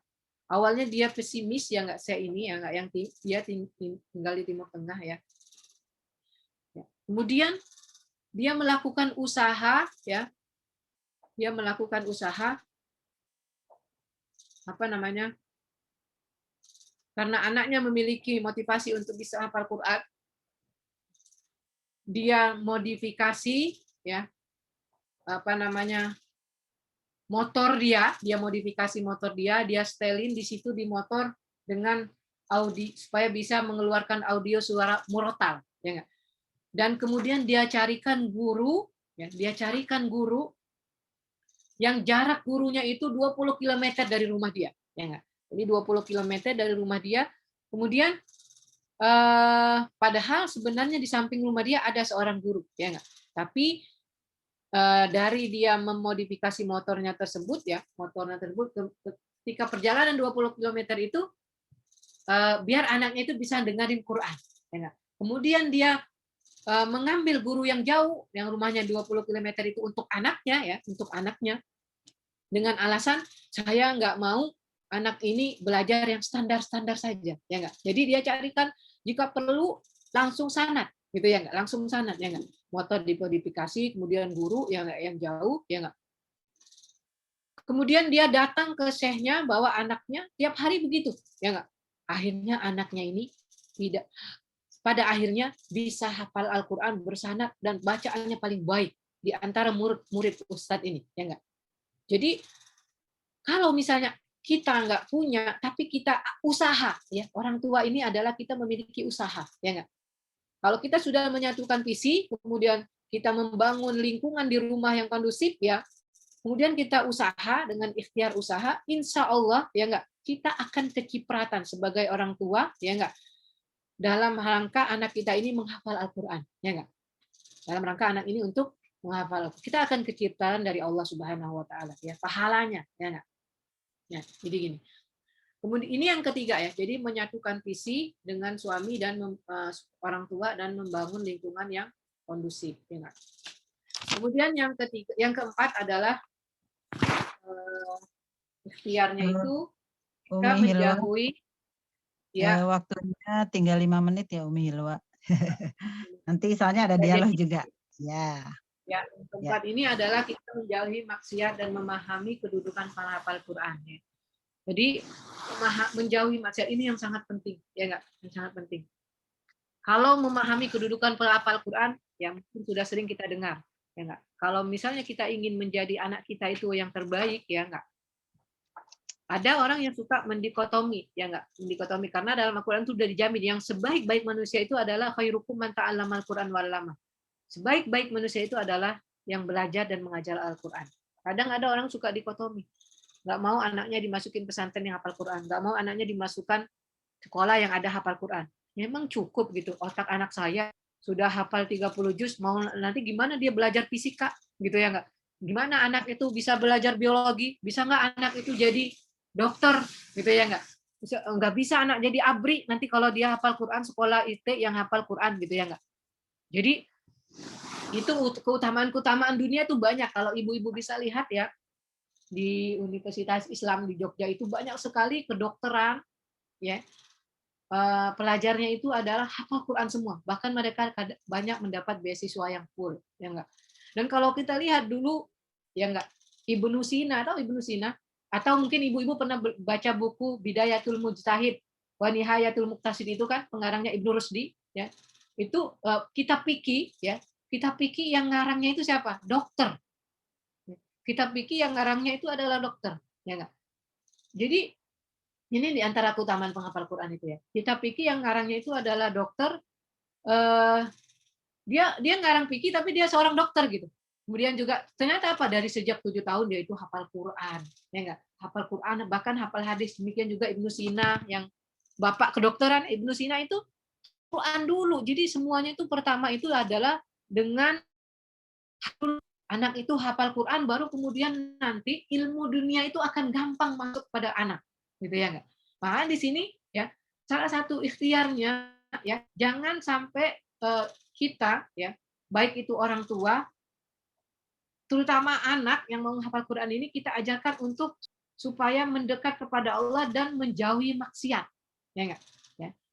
Karena otak itu ya, apa namanya, ibarat lubang itu ada apa namanya, ada bolong, jadi kalau misalnya nggak ditutup, ya akan masuk apapun itu. Ya. Termasuk yang masuk itu yang baik dan yang buruk. Nah, kalau yang masuknya itu buruk, maka dia akan mengurangi kejernihan atau mengurangi kejernihan otak anak tersebut. Sebagaimana diceritakan oleh Imam Syafi'i, kita tahu Imam Syafi'i ketika dalam perjalanan itu dia melihat nggak sengaja betis seorang perempuan, nggak sengaja gitu ya nggak. Kemudian dia mengatakan apa? Su'il hibzi, ya nggak, dia mengeluh kepada gurunya tentang buruknya hafalan dia, jadi lupa gitu nggak kata. Kemudian guru menasihatkan antar til ma'asi, ya nggak. Di annal ilmu nur wa nurullah la yuhdalil asi. Jadi kamu harus meninggalkan maksiat karena ilmu itu adalah cahaya Allah dan cahaya Allah nggak akan diberikan kepada orang yang bermaksiat, gitu ya nggak. Jadi anak-anak itu akan mereka adalah fitrahnya adalah suci ya, tergantung kedua orang tua, ya enggak. Jadi kalau kita lihat ada cerita dalam hadis orang berdoa, ya Rob, ngangkat kedua belah tangan, matanya kaki badannya kotor semua, tapi apakah akan dikabulkan oleh Allah doa itu kalau kita ingin anak kita hafal Quran? Ternyata misalnya enggak, pakaian yang dipakai anak itu masih haram, ya enggak, orang tuanya membelikannya dari uang yang haram, makanan ya yang dimakan anak itu masih haram. Jadi gimana doa itu akan dikabulkan oleh Allah Subhanahu wa taala anak kita itu kalau kita masih melakukan maksiat. Nah, yang ini nih, yang kelima ya. Yang kelima memiliki kurikulum dan metode. Kenapa di sini mungkin lah kan yang penting ingin ditanyakan ini nih, kurikulum dan metode. Kurikulum menghafal Quran ya, itu banyak sekali, ya enggak? Kurikulum menghafal Quran ada, nggak tahu nih Utruja mungkin pakai kurikulum Utruja apa ya? Ada juga kurikulum menghafal Quran dengan senyum, semudah senyum. Ya nggak ada juga kurikulumnya ya kan? Ngapal, tapi udah senyum-senyum tapi nggak hafal juga gitu kan. Jadi semuanya itu ya nggak diperkuat dari 1, 2, 3, 4 ini yang tadi saya sampaikan. Ya nggak? Karena apa? Karena Al-Quran ini adalah firman Allah, bukan makhluk. Maka cara pendekatan kita itu adalah kita harus mendekat kepada Allah dengan takwa, dengan niat yang ikhlas. Nah, di sini saya akan sampaikan hanya semua kurikulum itu nggak lepas dari 3T 1M ini. Ya nggak? Ya, nggak lepas semua kurikulum itu ada di 3T 1M ini. T yang pertama ya adalah talqin. Ya, talqin. Ya nggak? Jadi anak itu ya kita harus talkinkan, baik dia itu sudah hafal, sudah baca Quran atau belum, ya enggak? Inilah metode talkin namanya. Kita mengucap, ya. Dan yang paling baik ya, bahkan talkin ini dari sejak bayi pun sudah, dari sejak di kandungan udah bisa. Kalau dia ibu yang mengandung anak itu ingin jadi hafal Quran, ditalkin itu jadi yang sebaik-baik bacaan itu adalah ketika ibunya yang membacakan. Ya, sejak dari kandungan gitu ya enggak udah dibacakan, jadi talqin kita bacakan, ucapkan ya enggak, ta'awuz dulu misalnya a'udzubillahi minasyaitonirrajim, bagaimana bacaan ta'awuz yang benar gitu ya enggak, kemudian basmalah, kemudian kita ucapkan dulu sampai dia itu benar pengucapannya ya, baru kita berpindah ke T yang kedua. T yang kedua adalah apa ya, lupa ya, tikror ya. T yang kedua adalah tikror, ya tikror. Ya enggak? Jadi ini setelah ditalkin, dia bacanya benar, baru kemudian kita tikror. Nah, tikror ini ya adalah pengulangan. Jadi cara menghafal itu memang ya awalnya, maka tadi saya bilang anak itu pasti males, ya enggak? Anak itu pasti males, ya enggak? Ya itu kita awalnya adalah memotivasi, yaitu dengan awal pemaksaan tidak apa-apa gitu ya enggak. Kalau misalnya ibunya enggak pede gitu ya enggak untuk mentalkinkan anak, sekarang udah banyak audio ya yang bisa dengar, mau syekh apa ada, bahkan di metode tabarok itu kalau yang juz 30-nya itu kita langsung ngelihat syekhnya yang ngomong. Jadi mulut syekh itu kemana, anak itu bisa langsung ngelihat gitu ya, nggak bacaan shin, sin gitu ya, udah langsung lihat anaknya ya nggak. Nah ini ya, jadi harus ditikror, dan ini tikror ini paling banyak 20 kali. Ya nggak? Jadi kalau misalnya alam naj'al lahu ainain, tadi kita bacakan nih nak cara bacanya, atau dengerin syekh cara bacanya begini ya. Kemudian diulang sampai paling banyak itu 50 kali. Tapi ya nanti anak itu akan akan berubah dia kalau sudah terbiasa, ya nggak? Jadi kalau dulu kan zaman dulu saya ingat dulu waktu masih di Mesir, ya nggak? Kadang awal-awal kita mau belajar ya, kita memang harus merasakan pahitnya dulu, ya enggak? Ya, makanya kalau kita tidak sabar ya, kita nggak akan bisa mencapai tujuan. Dulu saya ingat banget, mau setoran hafalan, jadi mulai semangat lagi menghafal setoran itu ketika sudah punya anak kedua, apa kalau nggak salah, anak udah 2 gitu. Jadi mau setoran langsung bersama dengan saya, kebetulan saya itu nggak bisa melihat gitu ya enggak. Datang ya kan jauh naik taksi gitu kan datang. Yalla ikra'i ta'awuz ya, disuruh baca ta'awuz. A'udzubillahi minasyaitonir, sudah. Pulang, nanti datang lagi ya. Jadi disuruh baca itu doang. Ta'awuz aja. Ya enggak, kalau misalnya kita setoran jauh-jauh ya enggak disuruh baca ta'awuz, suruh pulang gitu ya enggak. Mungkin besoknya enggak datang lagi gitu ya. Termasuk saya yang kayak gitu. Maka sampai sekarang itu saya nyesel gitu ya, Mbak. Ternyata guru yang baik itu adalah dia itu akan mendengarkan dulu ya. Jadi kalau misalnya dalam Al-Qur'an, hafal Quran, guru yang baik itu dia akan mendengarkan dulu bacaan anaknya, dia tahu nih anak ini bacanya kekurangannya di sini, ya nggak? Sama seperti sekarang ini ada grup yang mau tahsin Quran gitu ya nggak? Para dokter mau tahsin Quran. Saya bilang kirim dulu apanya bacaan Qur'annya di videokan, nanti kirim ke saya Japri. Belum ada yang mau ngirim kecuali satu, gitu ya. Belum mulai aja udah mundur gitu ya nggak. Nah jadi nih guru yang baik itu dia akan tahu nggak apa-apa kita awalnya itu anak itu baru dapat satu kata nggak apa-apa terus ulang 20 kali ya nggak ya nanti kalau udah terbiasa bacaannya udah benar ya makanya memang di sini bacaannya udah benar melalui talqin tadi ya bacaan udah benar nanti lama-lama seminggu bisa setengah juz ya nggak yang tadinya seminggu cuma satu surat atau sekali datang cuma setoran ta'awudz aja tapi kalau misalnya bacaannya sudah benar melalui talqin tadi kemudian tikror diulang ya kan nanti tikror itu nggak hanya cuma 20 kali hanya cukup 5 kali terutama anak-anak SD gitu ya hanya cukup 5 kali dia udah bisa nanti kita akan melihat sendiri loh kok udah bisa cepet 5 kali udah bisa gitu ya nggak padahal ayatnya panjang gitu ya nggak udah bisa jadi itu kemudahan yang diberikan oleh Allah Subhanahu Wa Taala jadi metode tikror ini ya jadi tikror kemudian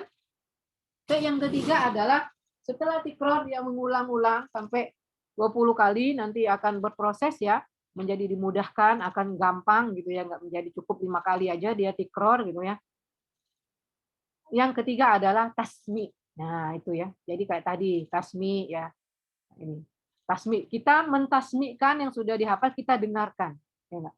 Dan ini semua memang kalau kita sebagai ibu rumah tangga ya yang nggak bekerja mungkin kita memang butuh waktu ya dalam mendengarkan anak-anak kita ini. Kita harus menyiapkan space waktu ya khusus ya nggak. Jika perlu memang kita di antaranya di sini kan memiliki kurikulum kita bikin jadwal ya, bikin jadwal malam itu udah dikasih tahu, nak besok jadwal kamu gini gini gini menghafal gini begini begini diingatkan sebelum tidur ya nggak kita ingatkan sebelum tidur anak itu ya jadi kalau misalnya anak-anak yang masih usia tersebut ya kadang kita kan misalnya ya yang punya anak lebih dari 3 ya apalagi misalnya daring sekarang itu kan ya anaknya di rumah misalnya 4 gitu ya kak yang satu daring gitu kan ya jadi membagi waktu nah cara anak itu tasmi ya mungkin pada saat-saat dia lagi bermain itu bisa gitu ya kak kan dia sudah hafal ya nggak tinggal kitanya aja yang megang Quran bahkan sambil nyuapin anak pun kita bisa tasmi gitu sebelum tidur ngedengerin dia gitu ya nggak lagi main karena memang anak kadang nggak bisa lama-lama ya ketika paling kuat tuh setengah jam gitu ya setengah jam bahkan kalau hilwat tuh kadang susah sekali mau disuruh ngaji harus dipanggil-panggil dulu terus nanti apa namanya minta ngerayu sudah ya 2 lembar aja ngajinya ya gitu 1 lembar aja ya ngajinya gitu nggak mau Quran yang hijau karena Quran hijau itu khusus hafalan Quran yang merah khusus tilawah jadi sudah Quran merah aja sudah Quran hijau aja gitu ya nggak ya jadi kadang memang kita butuh banyak sekali kesabaran ya tapi percayalah itu insya Allah kita akan merasakan manisnya nikmatnya itu nanti setelah kita terlatih ya nah kemudian 1M ini adalah murojaah ini yang sangat penting ya nggak murojaah menghafal Quran ya nggak kalau kita sudah menerapkan hal tersebut akan mudah dan gampang sekali ya nggak ya mudah dan gampang tapi murojaahnya ini adalah suatu yang sangat berat ya nggak suatu yang sangat berat ya karena kalau kita ingin memurojaah ini ibaratnya kita ingin mengencangkan ikatan ya nggak mengencangkan ikatan ibaratnya kalau kuda itu ya jangan kita hafal itu seperti kita naruh kuda aja di perkarangan tapi untuk menguatkan hafalan kita itu maka kuda itu harus kita ikat supaya nggak lari cara mengikat hafalan itu adalah melalui murojaah ya nggak jadi nggak apa-apa kalau misalnya anak laki-laki ya anak ibu laki-laki suruh jadi imam ya nggak baca ayat yang dia itu udah hafal lagi sedang dia hafal ya nggak kalau yang udah pada besaran ya nggak mereka sudah mengetahui sholat sunnah, ya enggak? Qiyamul lail, sholat duha, sholat rawatib, itu cara memurojaahnya adalah membaca yang dia hafal itu di dalam sholat sunnah tersebut. Sebentar lagi, apalagi kita memasuki Ramadan, ya enggak? Mungkin anak kita yang sudah memiliki hafalan, kita suruh dia jadi imam sholat witir, ya enggak? Baca hafalan-hafal ini adalah salah satu sarana untuk memurojaahin hafalan anak-anak tersebut, ya. Ya, jadi mungkin di sini ya, saya cukupkan sampai di sini dulu. Mohon maaf kalau tidak berkenan atau melenceng dari yang diinginkan oleh sekolah. Saya mohon maaf. Terima kasih banyak. Assalamualaikum warahmatullahi wabarakatuh. Waalaikumsalam warahmatullahi wabarakatuh. Terima kasih akhir kepada Ima Cidiwan, Umu Hilwa, ya, Umu Hilwa dan Umu Uwais. Oh ya, kalau disebut semua umunya 5 anaknya. Ya, alhamdulillah. Wah, kita dapat kajian plus ya. Ya, tadi sebenarnya judulnya itu lebih ke pembahasan nomor 5 ya, tapi dapat plus nomor 1 sampai nomor 4 tadi ya. Masya Allah, subhanallah ya, luar biasa ya. Ya, tambah bahasa Arab lagi tadi ya. Masya Allah. Ya, ini saya lihat jam. Nah, tadi sebenarnya saya lihat juga masih banyak tuh slide-nya ya. Cuma kalau semuanya nanti bisa sampai besok kali selesai. Ada. Ya, tapi sangat ini sekali ya, sangat mencerahkan sekali apa yang disampaikan beliau ya. Tadi nih poinnya ya, makanya plus ini ya kajian kita pagi hari ini ya. Sangat bermanfaat sekali. Dan sengaja saya nggak minta ibu-ibu kalau nanya nggak saya suruh nulis di sini nih, udah ada nulis belum, saya nggak buka-buka. Saya maunya kalau nanya langsung aja ya, kan kita memang mau dialog nih sama ini ya, sama ustadzah kita ini ya. Nah, jadi bisa sharing-sharing dan sebagainya. Nah, ini mungkin langsung saja untuk berikutnya saya persilakan nih. Sebenarnya masih ada agenda-agenda yang lain, tapi saya persilakan dulu kepada ayah bunda. Ini ada ayahnya nggak ya? Bunda semua kali ya. Ayahnya di belakang. Yang mau menyampaikan pertanyaan, menambahkan atau yang lainnya juga boleh. Ya, saya persilahkan dulu. Siapa yang mau silakan? Saya mau tanya Bu. Saya mau Bu. Ya udah 2 orang aja ya, 2 orang dulu ya. Ya, tadi Uminya Yumna sama satu lagi siapa ya? Umi Kayis. Oh ya, Umi Kayis ya, Bu Yani ya. Ya, baik. Silakan ke Umi Yumna dulu, Fadel. Masya Allah ya, alhamdulillah. Assalamualaikum warahmatullahi wabarakatuh. Waalaikumsalam. Luar biasa ya, saya baru ini ya sekalian kenalan dengan ini umunya Hilwa. Selamat buat Hilwa juga udah tasmi kemarin. Mudah-mudahan semua bisa terinspirasi. Dari materi tadi ya ada beberapa hal yang mungkin pengalaman lebih banyak ya. Mungkin kalau di banyak buku-buku udah materi dan kita dikuatkan hari ini ya kayak seperti yang disampaikan oleh Umu Hilwa tadi udah pernah gitu ya saya dapatkan, tapi tadi mengingatkan lagi gitu.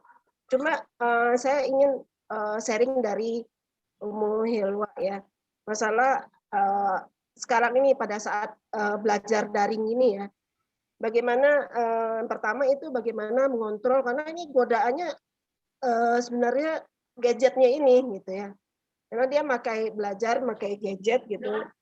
Nah di antara waktunya itu benar luar biasa ujiannya buat saya gitu, buat anak-anak yang memang anak saya pada sekolahnya di sekolah penghafal Quran ya, alhamdulillah pesantren semua. Jadi godaannya yaitu HP itu. Kalaupun HP ini ternyata di laptop masih bisa juga dia ya, misalnya lagi habis daring belajar online, bagaimana mengontrolnya gitu, pengalaman dari umum. Lebih banyak ke pengalaman ya, jadi triknya gitu buat anak penghafal Al-Quran, karena saya kesulitannya terus terang di situ ya, mengontrol anak dengan gadget ini. Demikian saja. Terus ininya apakah pengalaman kemampuan menghafal. Terus saya menghafal susah ya dari dulu. Masya Allah, buat saya nikmat luar biasa gitu. Anak-anak saya berkesempatan untuk belajar di sekolah-sekolah penghafal Quran dan menjadi proses menghafal Al-Quran ya, dan menjadi penghafal Al-Quran. Apakah berpengaruh dengan kemampuan saya? Memang saya sulit menghafal dari dulu ya. Saya dulu lebih banyak pakai logika gitu, susah banget saya ngapalin gitu ya. Trik buat saya gitu. Bagaimana triknya? Karena susah sekali buat saya menghafal, tapi dikatakan dimudahkan. Apakah itu kita cari trik sendiri? Apa ada buat saya yang tipenya logika? Akhirnya sekarang saya memang berusaha menghafal, sekarang pakai Al-Quran yang terjemahan sih. Jadi saya ngikatnya pakai ini, cuma masih ini juga lama gitu ngapalinnya. Terus lupa gitu ya. Mohon dari Ummu Hilwa. Demikian saja. Assalamualaikum warahmatullahi wabarakatuh. Waalaikumsalam warahmatullahi wabarakatuh. Ya, itu masalah kita bersama ya. Susah menghafal, cepat lupa. Ya, tapi buat anak-anak kita insya Allah enggak. Tapi harus optimis ya. Saya persilakan ke Bu Yani Ummu Kais. Silakan disambung aja pertanyaan berikut. Assalamualaikum warahmatullahi wabarakatuh. Waalaikumsalam. Sebelumnya jazakillah khairan Bu Laili dan Ustazah. Saya ingin menanyakan dua hal Ustazah. Yang pertama adalah ini terkait teknis saja ya. Yang pertama adalah apakah benar cara saya, maksudnya salah satu cara saya untuk anak menghafal itu dengan murotal animasi gitu. Apakah itu tidak, kadang-kadang saya agak khawatir apakah itu tidak memecah konsentrasinya, karena kan dia sambil nonton gitu animasi yang dia suka, kemudian audionya dia mendengarkan. Memang sih audionya itu terekam juga gitu, artinya setelah itu dia hafal juga gitu, tetapi saya kadang khawatir dia menjadi kurang konsentrasi, atau maksudnya konsentrasinya mudah pecah.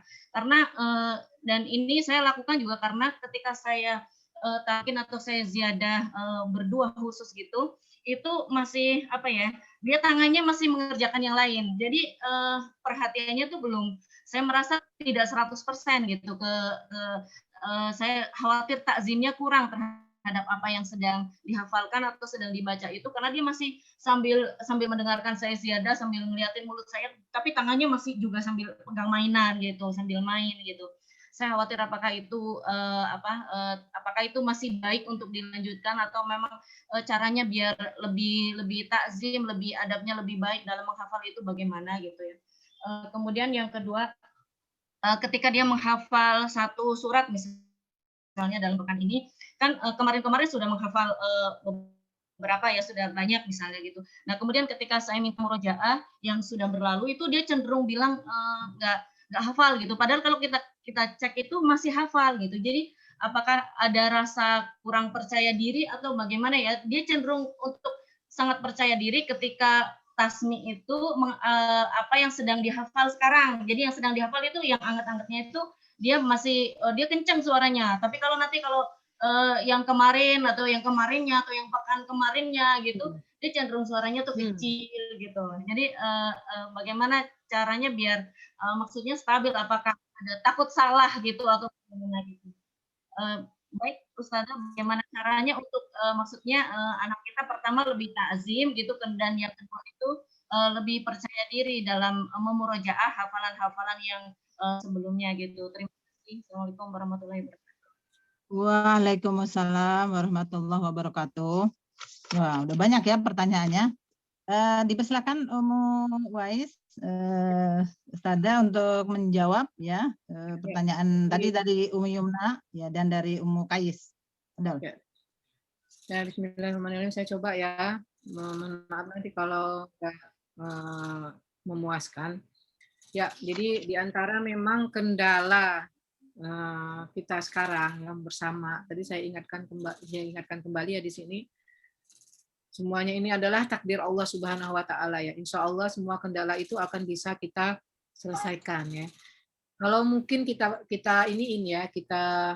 nggak cuman itu saja sih sebenarnya ya. Salah satu kendalanya itu yang pertama memang ya, yang paling pertama adalah perangkat gadget ini ya, internet ya enggak. Ada di sebagian orang yang kalau ibu kan tadi mungkin anak pakai internet atau gadget ya, jadi lebih menyimpang dari daring tadi akhirnya jadi main dan lain sebagainya. Ada juga mereka yang perangkat kuota dan internetnya itu kadang suka kurang memadai ya. Ini juga kendala sebenarnya ya Kak. Ada orang yang mungkin dia pasang wifi terus jaringan internetnya bagus ya enggak. Tapi ternyata mungkin anak-anaknya menyalahgunakan gitu ya enggak. Ini kendala ya. Ada juga yang sebaliknya malah internetnya yang kurang memadai atau prasarananya kurang, anaknya banyak sehingga anaknya nggak bisa ikut pelajaran gitu dan nggak bisa ikut hafal Quran. Itu kendala ya. Jadi yang kedua mungkin juga ada juga kendala itu nggak cuma di internet ya. Misal karena belajar di rumah kan orang tua harus memahami juga sebenarnya materi pelajaran ya.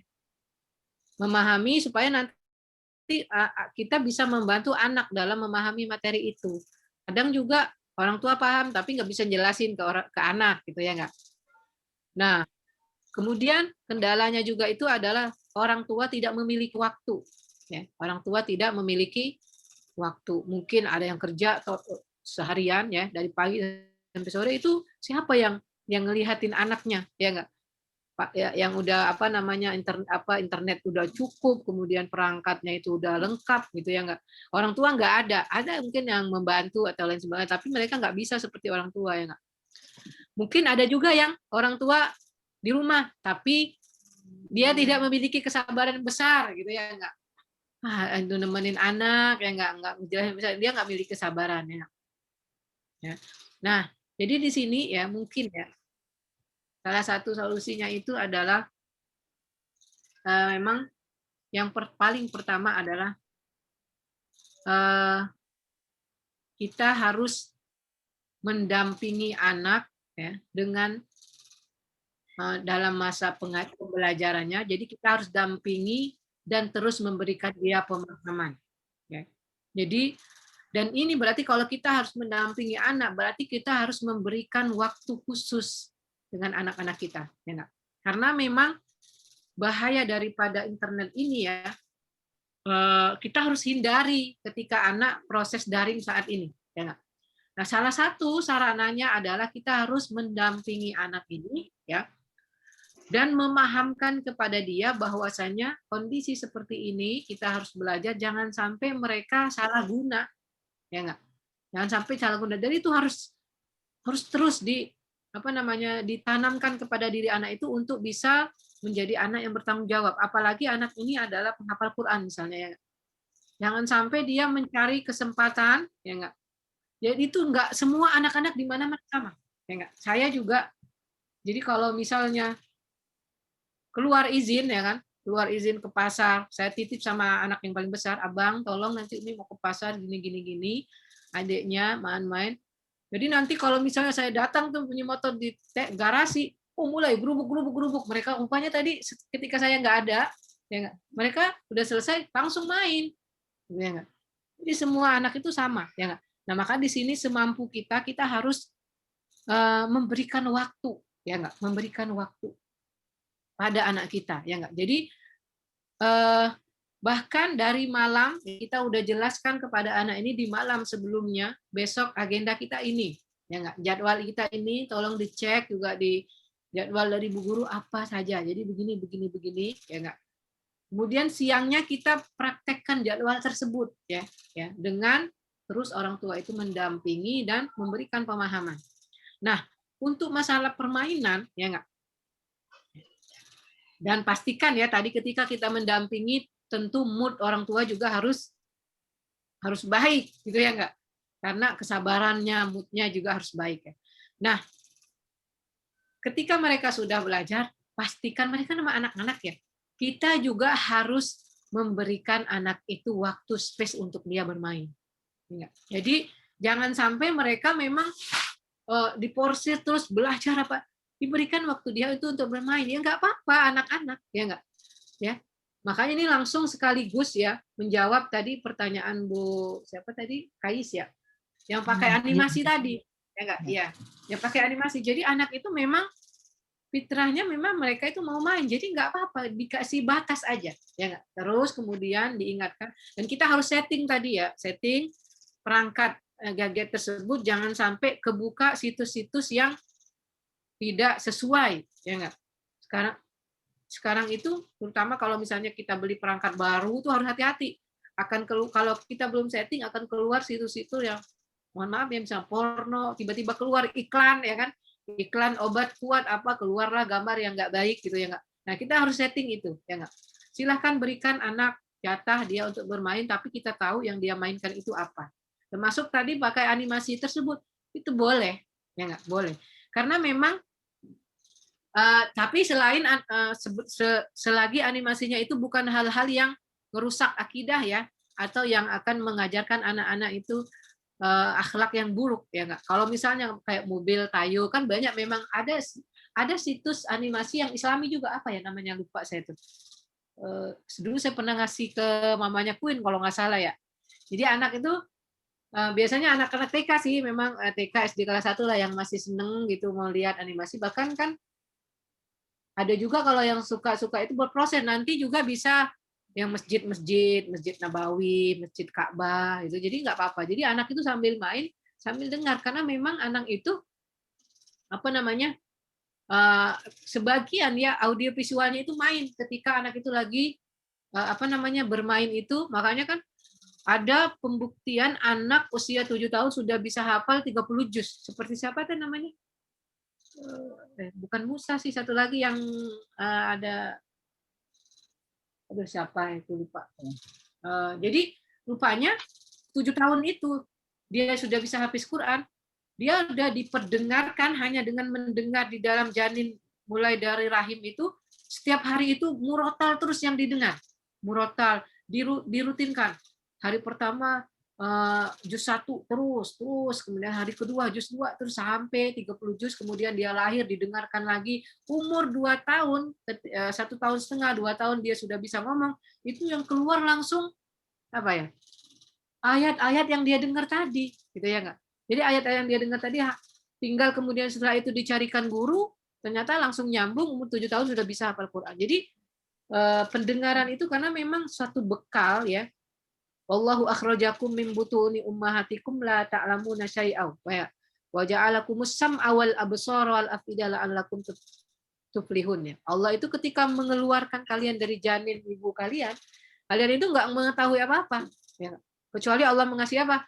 Ja'ala lakumus sam'a, pendengaran ya. Jadi itu pendengaran didahulukan oleh Allah ya. Wa ja'ala lakumus sam'a, kemudian wal absar, kemudian pandangan, dan juga wal afida, dan hati. Jadi pendengaran itu memang bisa terlatih ya, bahkan dari sejak anak itu ada dalam kandungan ibunya. Jadi kalau misalnya pun dia lagi main, lagi apa namanya, lagi nonton ya, tapi pendengarannya terus tetap jalan, itu memberikan cukup sangat membantu ya untuk anak-anak yang usia kecil ya, usia dini untuk menghafal Al-Qur'an. Jadi nggak apa-apa ya. Nah, jadi tadi anak itu memang kita harus kasih waktu dia, tapi ada batasnya ya. Dan terus kita berkomunikasi, nah mainnya jam segini aja ya. Jadi dan kemudian kita juga jangan lupa ya, kita juga memberikan waktu mereka bermain dan kita beri hadiah kepada dia. Ya enggak? Kalau dia patuh dengan jadwal hari ini, ya enggak, tidak berkhianat, misalnya diam-diam main sesuai di luar jadwal, ya enggak, kita boleh juga ngasih dia sanksi, gitu ya enggak. Kalau misalnya nggak patuh, berarti besok udah dikodok ya mainnya. Hari ini nggak ada main, misalnya ya nggak gitu. Jadi hari ini sudah dikodok, jadi besok nggak ada main. Jadi kita terus anak-anak itu insya Allah kalau kita orang tuanya menjadi contoh ya, kalau orang tuanya menjadi contoh, memberikan contoh teladan, ketika membuat jadwal orang tuanya yang pertama kali menjadi contoh, maka anak-anak itu akan mudah, ya, akan mudah untuk bisa mengikuti jadwal untuk kita mengajak kepada mereka kepada hal-hal yang bermanfaat. Itu saja mungkin ya Bu ya. Ya. Terus tadi untuk pertanyaan ini, kalau orang tuanya sulit menghafal karena terlalu pakai logika, ini kira-kira apa nurun ke anaknya? Ya faktor apa gitu ya Ustaz? Ayo, ini tadi pertanyaannya Miyumna, masih ada satu tadi ya. Iya, ya. Jadi apa namanya? Wah, ada dua lagi ya. Yang tadi yang tiba-tiba maksudnya semangat ketika hafalannya baru, sama yang tadi ya. Ketika hafalan yang lama banyak salah. Ya itu tadi itu ya. Jadi intinya tadi karena jadi ada kalau di tabarok itu ya, tadi ada ibu-ibu yang nanya Cuma Jaya ada nggak tabarok. Jadi dia memang dalam jadwalnya itu ya sama anak saya di mana-mana anak saya itu ketika hafalan yang sudah 2 hari ya 2 hari dia udah ada yang lupa yaitu karena 2 hari sudah nggak di murojaah ya nggak 2 hari udah nggak di murojaah dia udah suaranya tuh udah nggak kedengeran karena memang dia lupa gitu ya nggak. Nah itulah pentingnya tadi itu memurojaai. Maka kalau di dalam tabarok itu kan mungkin ini bisa diterapkan juga ya di Utruja ya. Tapi kan kalau Utruja ini kan dia ada belajar akademisnya juga ya. Jadi mungkin bisa di waktunya lebih sedikit ya. Jadi kalau tabarok itu kalau nggak salah saya cuma dengar sih sudah pernah mau ikut pelatihan tabarok tapi belum pernah terrealisasi. Jadi saya pernah tanya, pertemuan itu, ini kan untuk yang memang program tahfiz khusus ya, pertemuan itu dia 3 jam. Saya tanya, itu apa aja dalam waktu 3 jam itu? Jadi 3 jam yang pertama, 1 jam yang pertama, dia adalah murojaah. Ya, jadi yang kemarin itu harus dihafal dulu. Minimal yang paling dekat adalah 1 juz. 1 juz sebelum hafalan terbarunya dia. Ya, 1 juz sebelum hafalan terbarunya. Ya, jadi 1 juz sebelum hafalan yang terbarunya dia murojaah gitu ya enggak.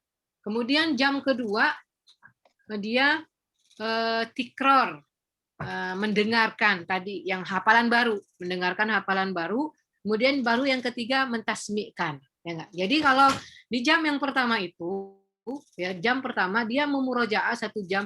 Nah inilah yang kadang ya anak-anak itu moodnya kurang. Dan itu saya rasakan juga kepada anak-anak saya gitu ya. Ketika di rumah ulangin dulu yang kemarin 1 lembar aja sebelum nambah hafalan baru mereka ini ya mereka agak lemes gitu ya nggak mau langsung aja hafalan yang baru gitu ya nggak.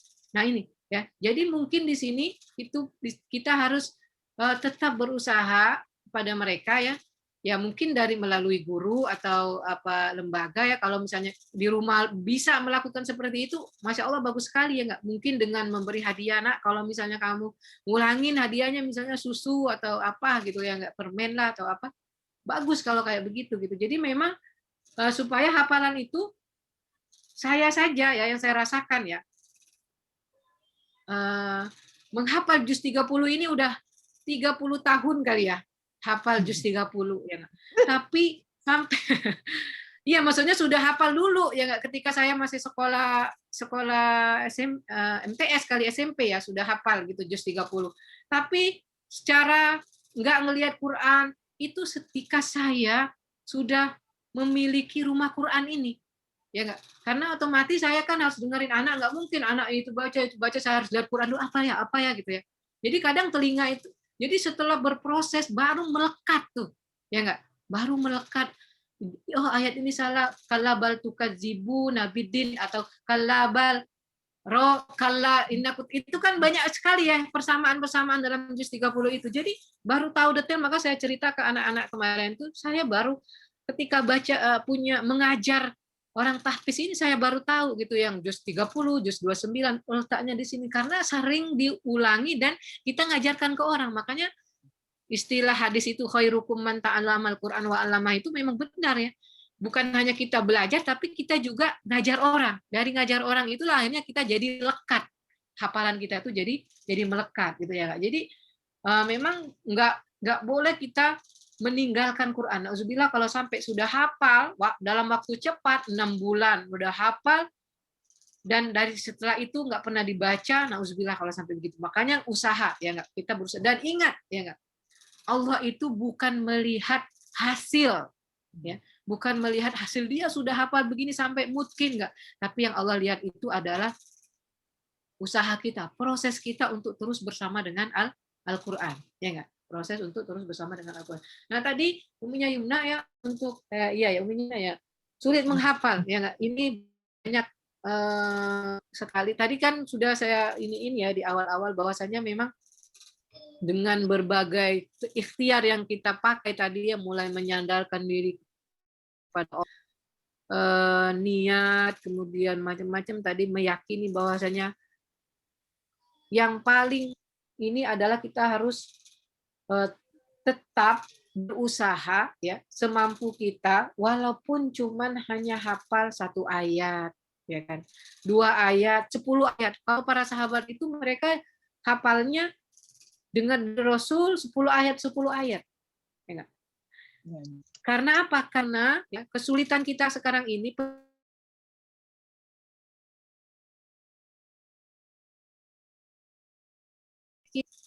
menunjukkan 30, 40, kita pingin cepat-cepat hafal, nggak bisa.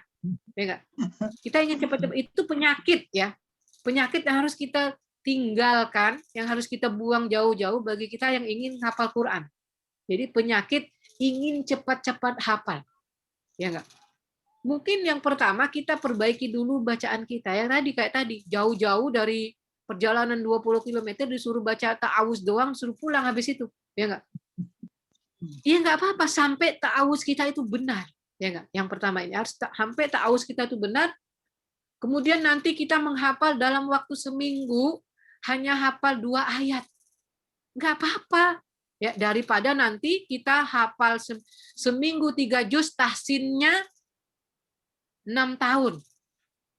Memperbaiki yang sudah kita hafal 3 juz dalam seminggu tadi, kita tahsin lagi. Gitu ya. Jadi karena jangan sampai kita ada rasa ingin cepat-cepat untuk bisa menghafal Quran.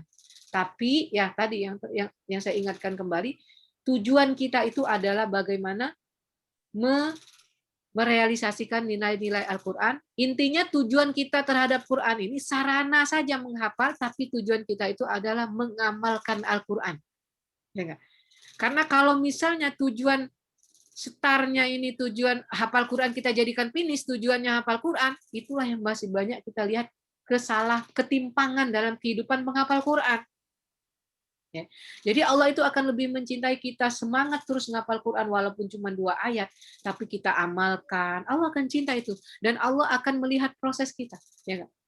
Ketimpangan yang ada sekarang penghafal Quran tapi ada yang LGBT ada. Ketimpangan-ketimpangan itu karena penghafal Quran ada yang berzina ada, ya enggak? Penghafal Quran ada yang korupsi banyak, penghafal Quran ada yang berbohong, ada yang mencuri banyak. Ya. Karena apa? Ketimpangan karena finish dia hanya hafal. Ya enggak? Padahal hafalan itu bukan finish. Yang jadi finish itu adalah mengamalkan nilai-nilai Al-Quran itu dalam kehidupan kita sehari-hari. Itu makanya ini perlu sekali kita yakinkan pada anak-anak kita. Ya. Terus aja Bu, terus aja menghafal, ya, terus aja dengan memperbaiki niat, memperbaharui, menyandarkan diri kepada Allah, meyakini, membuang wasilah-wasilah yang akan mempersulit kita dalam mendekatkan diri kita kepada Al-Quran, ya, melalui maksiat dan lain sebagainya, ya. Kalau kita sudah bertakwa, ya, kalau kita sudah ikhlas, kalau kita sudah dekat dengan Allah, Al-Quran itu firman Allah.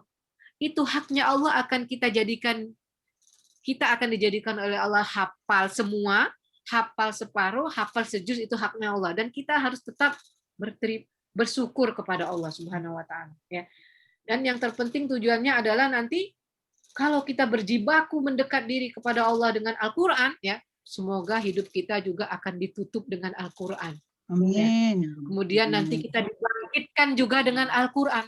Anak-anak kita hidupnya husnul khotimah ditutup dengan Quran. Karena Quran itu kan akan menjadi penolong. Mulai dari kita hidup di dunia, ketika ajal kita akan datang, ketika kita dibangkitkan, ya enggak? Yang namanya malaikat, ya enggak? Al-mahiru bil Quran ma'as safaratil kiramil bararah. Orang yang mahir bersama Quran itu, dia akan ditemani terus. Ya.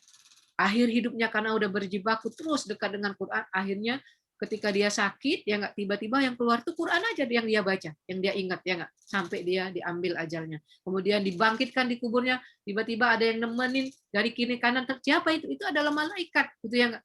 Akan malaikat yang menemani dia, karena memang kata Allah, siapa yang mahir dengan Quran, yang dekat dengan Quran, nanti dia akan ditemani, ya nggak, oleh para malaikat. Dan kemudian nanti Nabi Muhammad bisa memberikan syafaat, ternyata Al-Quran juga bisa memberikan syafaat, bahkan bisa memberikan membantu orang tuanya, menyelamatkan orang tuanya, ya, dari api neraka. Ya, wallahu a'lam bishawab. Terima kasih. Mohon maaf untuk kepanjangan. Ya, jazakillah khair. Ini Ustadzah, ini karena waktunya juga sudah lewat ya. Kita sudahi dulu untuk kajian Quran ini, kajian pagi hari ini. Dengan berikutnya ke acara yang lain ya. Jadi sebenarnya Umi Hilwa kan ada di grup kita ya, Forkom ya. Jadi itu bisa juga tuh ya tanya-tanya di situ. Tadi ada yang lewat chat, nanti jawabnya nanti aja ya. Kalau berkenan Umi Hilwa itu jawab di situ di grup ya. Jadi kita masih bisa baca ya. Alhamdulillah, Masya Allah ya, kita sudah dapat banyak sekali pencerahan, wawasan ya. Yang penting tadi optimis dan yakin tadi kan, usaha terus gitu kan. Ikhtiar ya, karena Allah melihat usaha kita dan doa juga pastinya. Nanti kalau takdirnya jadi hafiz 30 juz, alhamdulillah ya. Nah, tapi kalau ternyata belum rezekinya itu bersyukur juga ya. Ya seperti itu ya, karena memang ya kita semakin mendekatkan diri pada Allah ya, karena Jadi saya lupa Bu. Jadi Bu, sedikit ya. Jadi ya. kadang hukum Allah itu ketika orang itu ternyata ditakdirkan oleh Allah, dia itu hafal setengah dari Quran misalnya. Jadi ternyata Allah itu menginginkan orang itu mendapatkan pahala yang banyak. Ya. Mendapatkan pahala yang lebih banyak. Jadi kan ada orang yang sehari bisa 5 halaman, ya kan, cepat, ya enggak. Sementara kita sehari 1 ayat nggak kelar-kelar, karena Allah ingin kita itu banyak mendapatkan pahala dari ayat itu, karena semakin banyak kita baca Quran itu kan 1 huruf 10, ya kan. Nah maka Allah akan mendapatkan pahala itu. Mungkin selama ini kita adalah orang yang nggak dekat dengan Quran, ada kemaksiatan yang masih suka kita lakukan. Jadi pahalanya itu Allah inginkan, itu hukum ya, orang yang susah gitu ya nggak. Oke, mungkin begitu ya. Allah alam, mohon maaf. Ya baik ibu-ibu ya, ya bunda semua, wah udah itu ya, udah jelas ya, sejelas-jelasnya. Jadi tinggal dilaksanakan saja ya. Jadi terus menghafal, terus berusaha ya, kita juga dan anak-anak kita kan maksudnya memberi contoh ya. Nah, dan tadi husnul dan juga ya, nah, yang terbaik buat kita, tapi yang usahanya ya dengan optimal mungkin. Jazakillah khair sekali lagi pada Ummu Hilwa untuk materi yang disampaikan pagi hari ini ya. Alhamdulillah, semoga barokah bisa kita pahami ya bersama ibu-ibu ya bunda, dan bisa kita amalkan.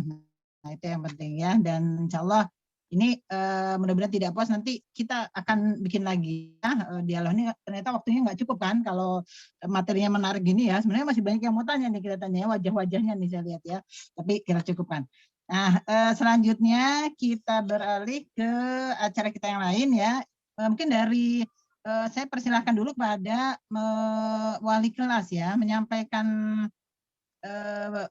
pesan-pesannya atau jadwal dan sebagainya ya untuk pekan besok ya. Jadi di pekan mulai Senin sampai Kamis kita ada PTS ya.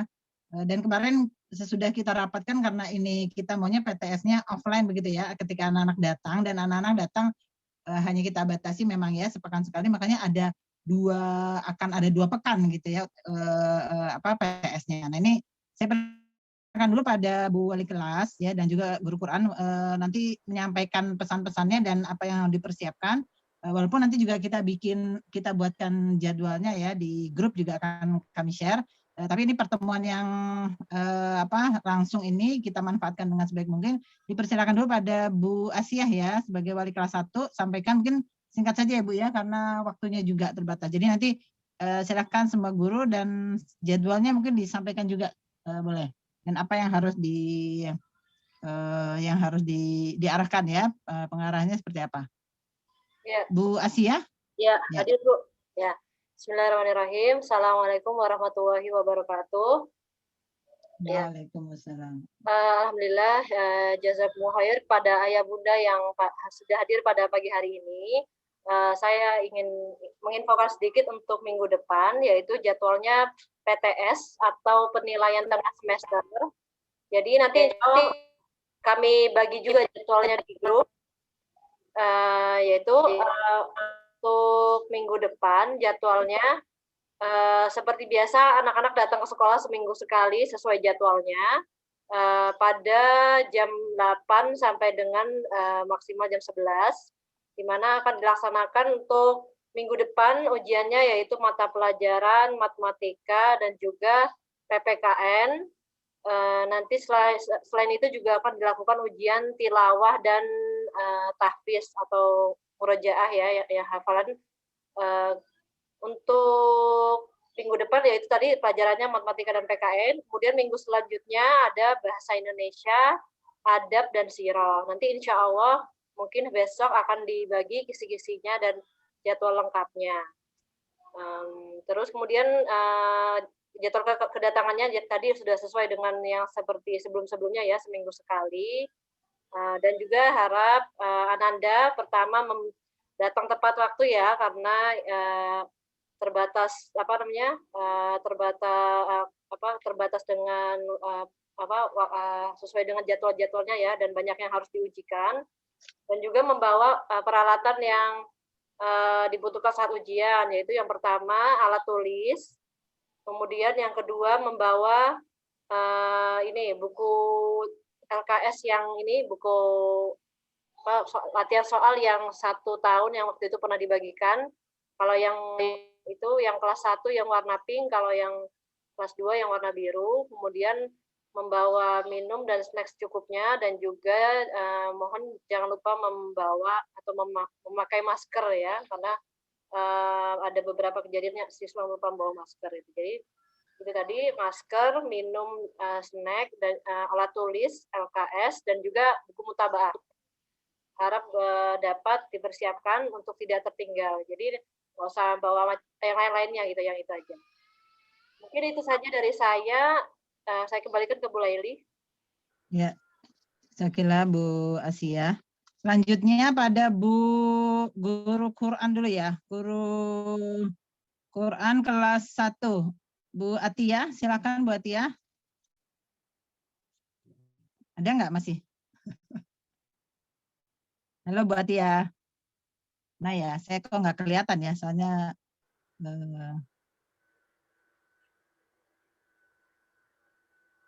mungkin kalau belum ada ke wali kelas 2 dulu ya. Tolong dipanggilkan ya Bu Asia. Ya. Lili untuk menyampaikan arahannya dan pesan-pesan ke wali murid kelas 2. Tafadhal Bu Lili. Ya, baik Bu, terima kasih sebelumnya. Untuk kelas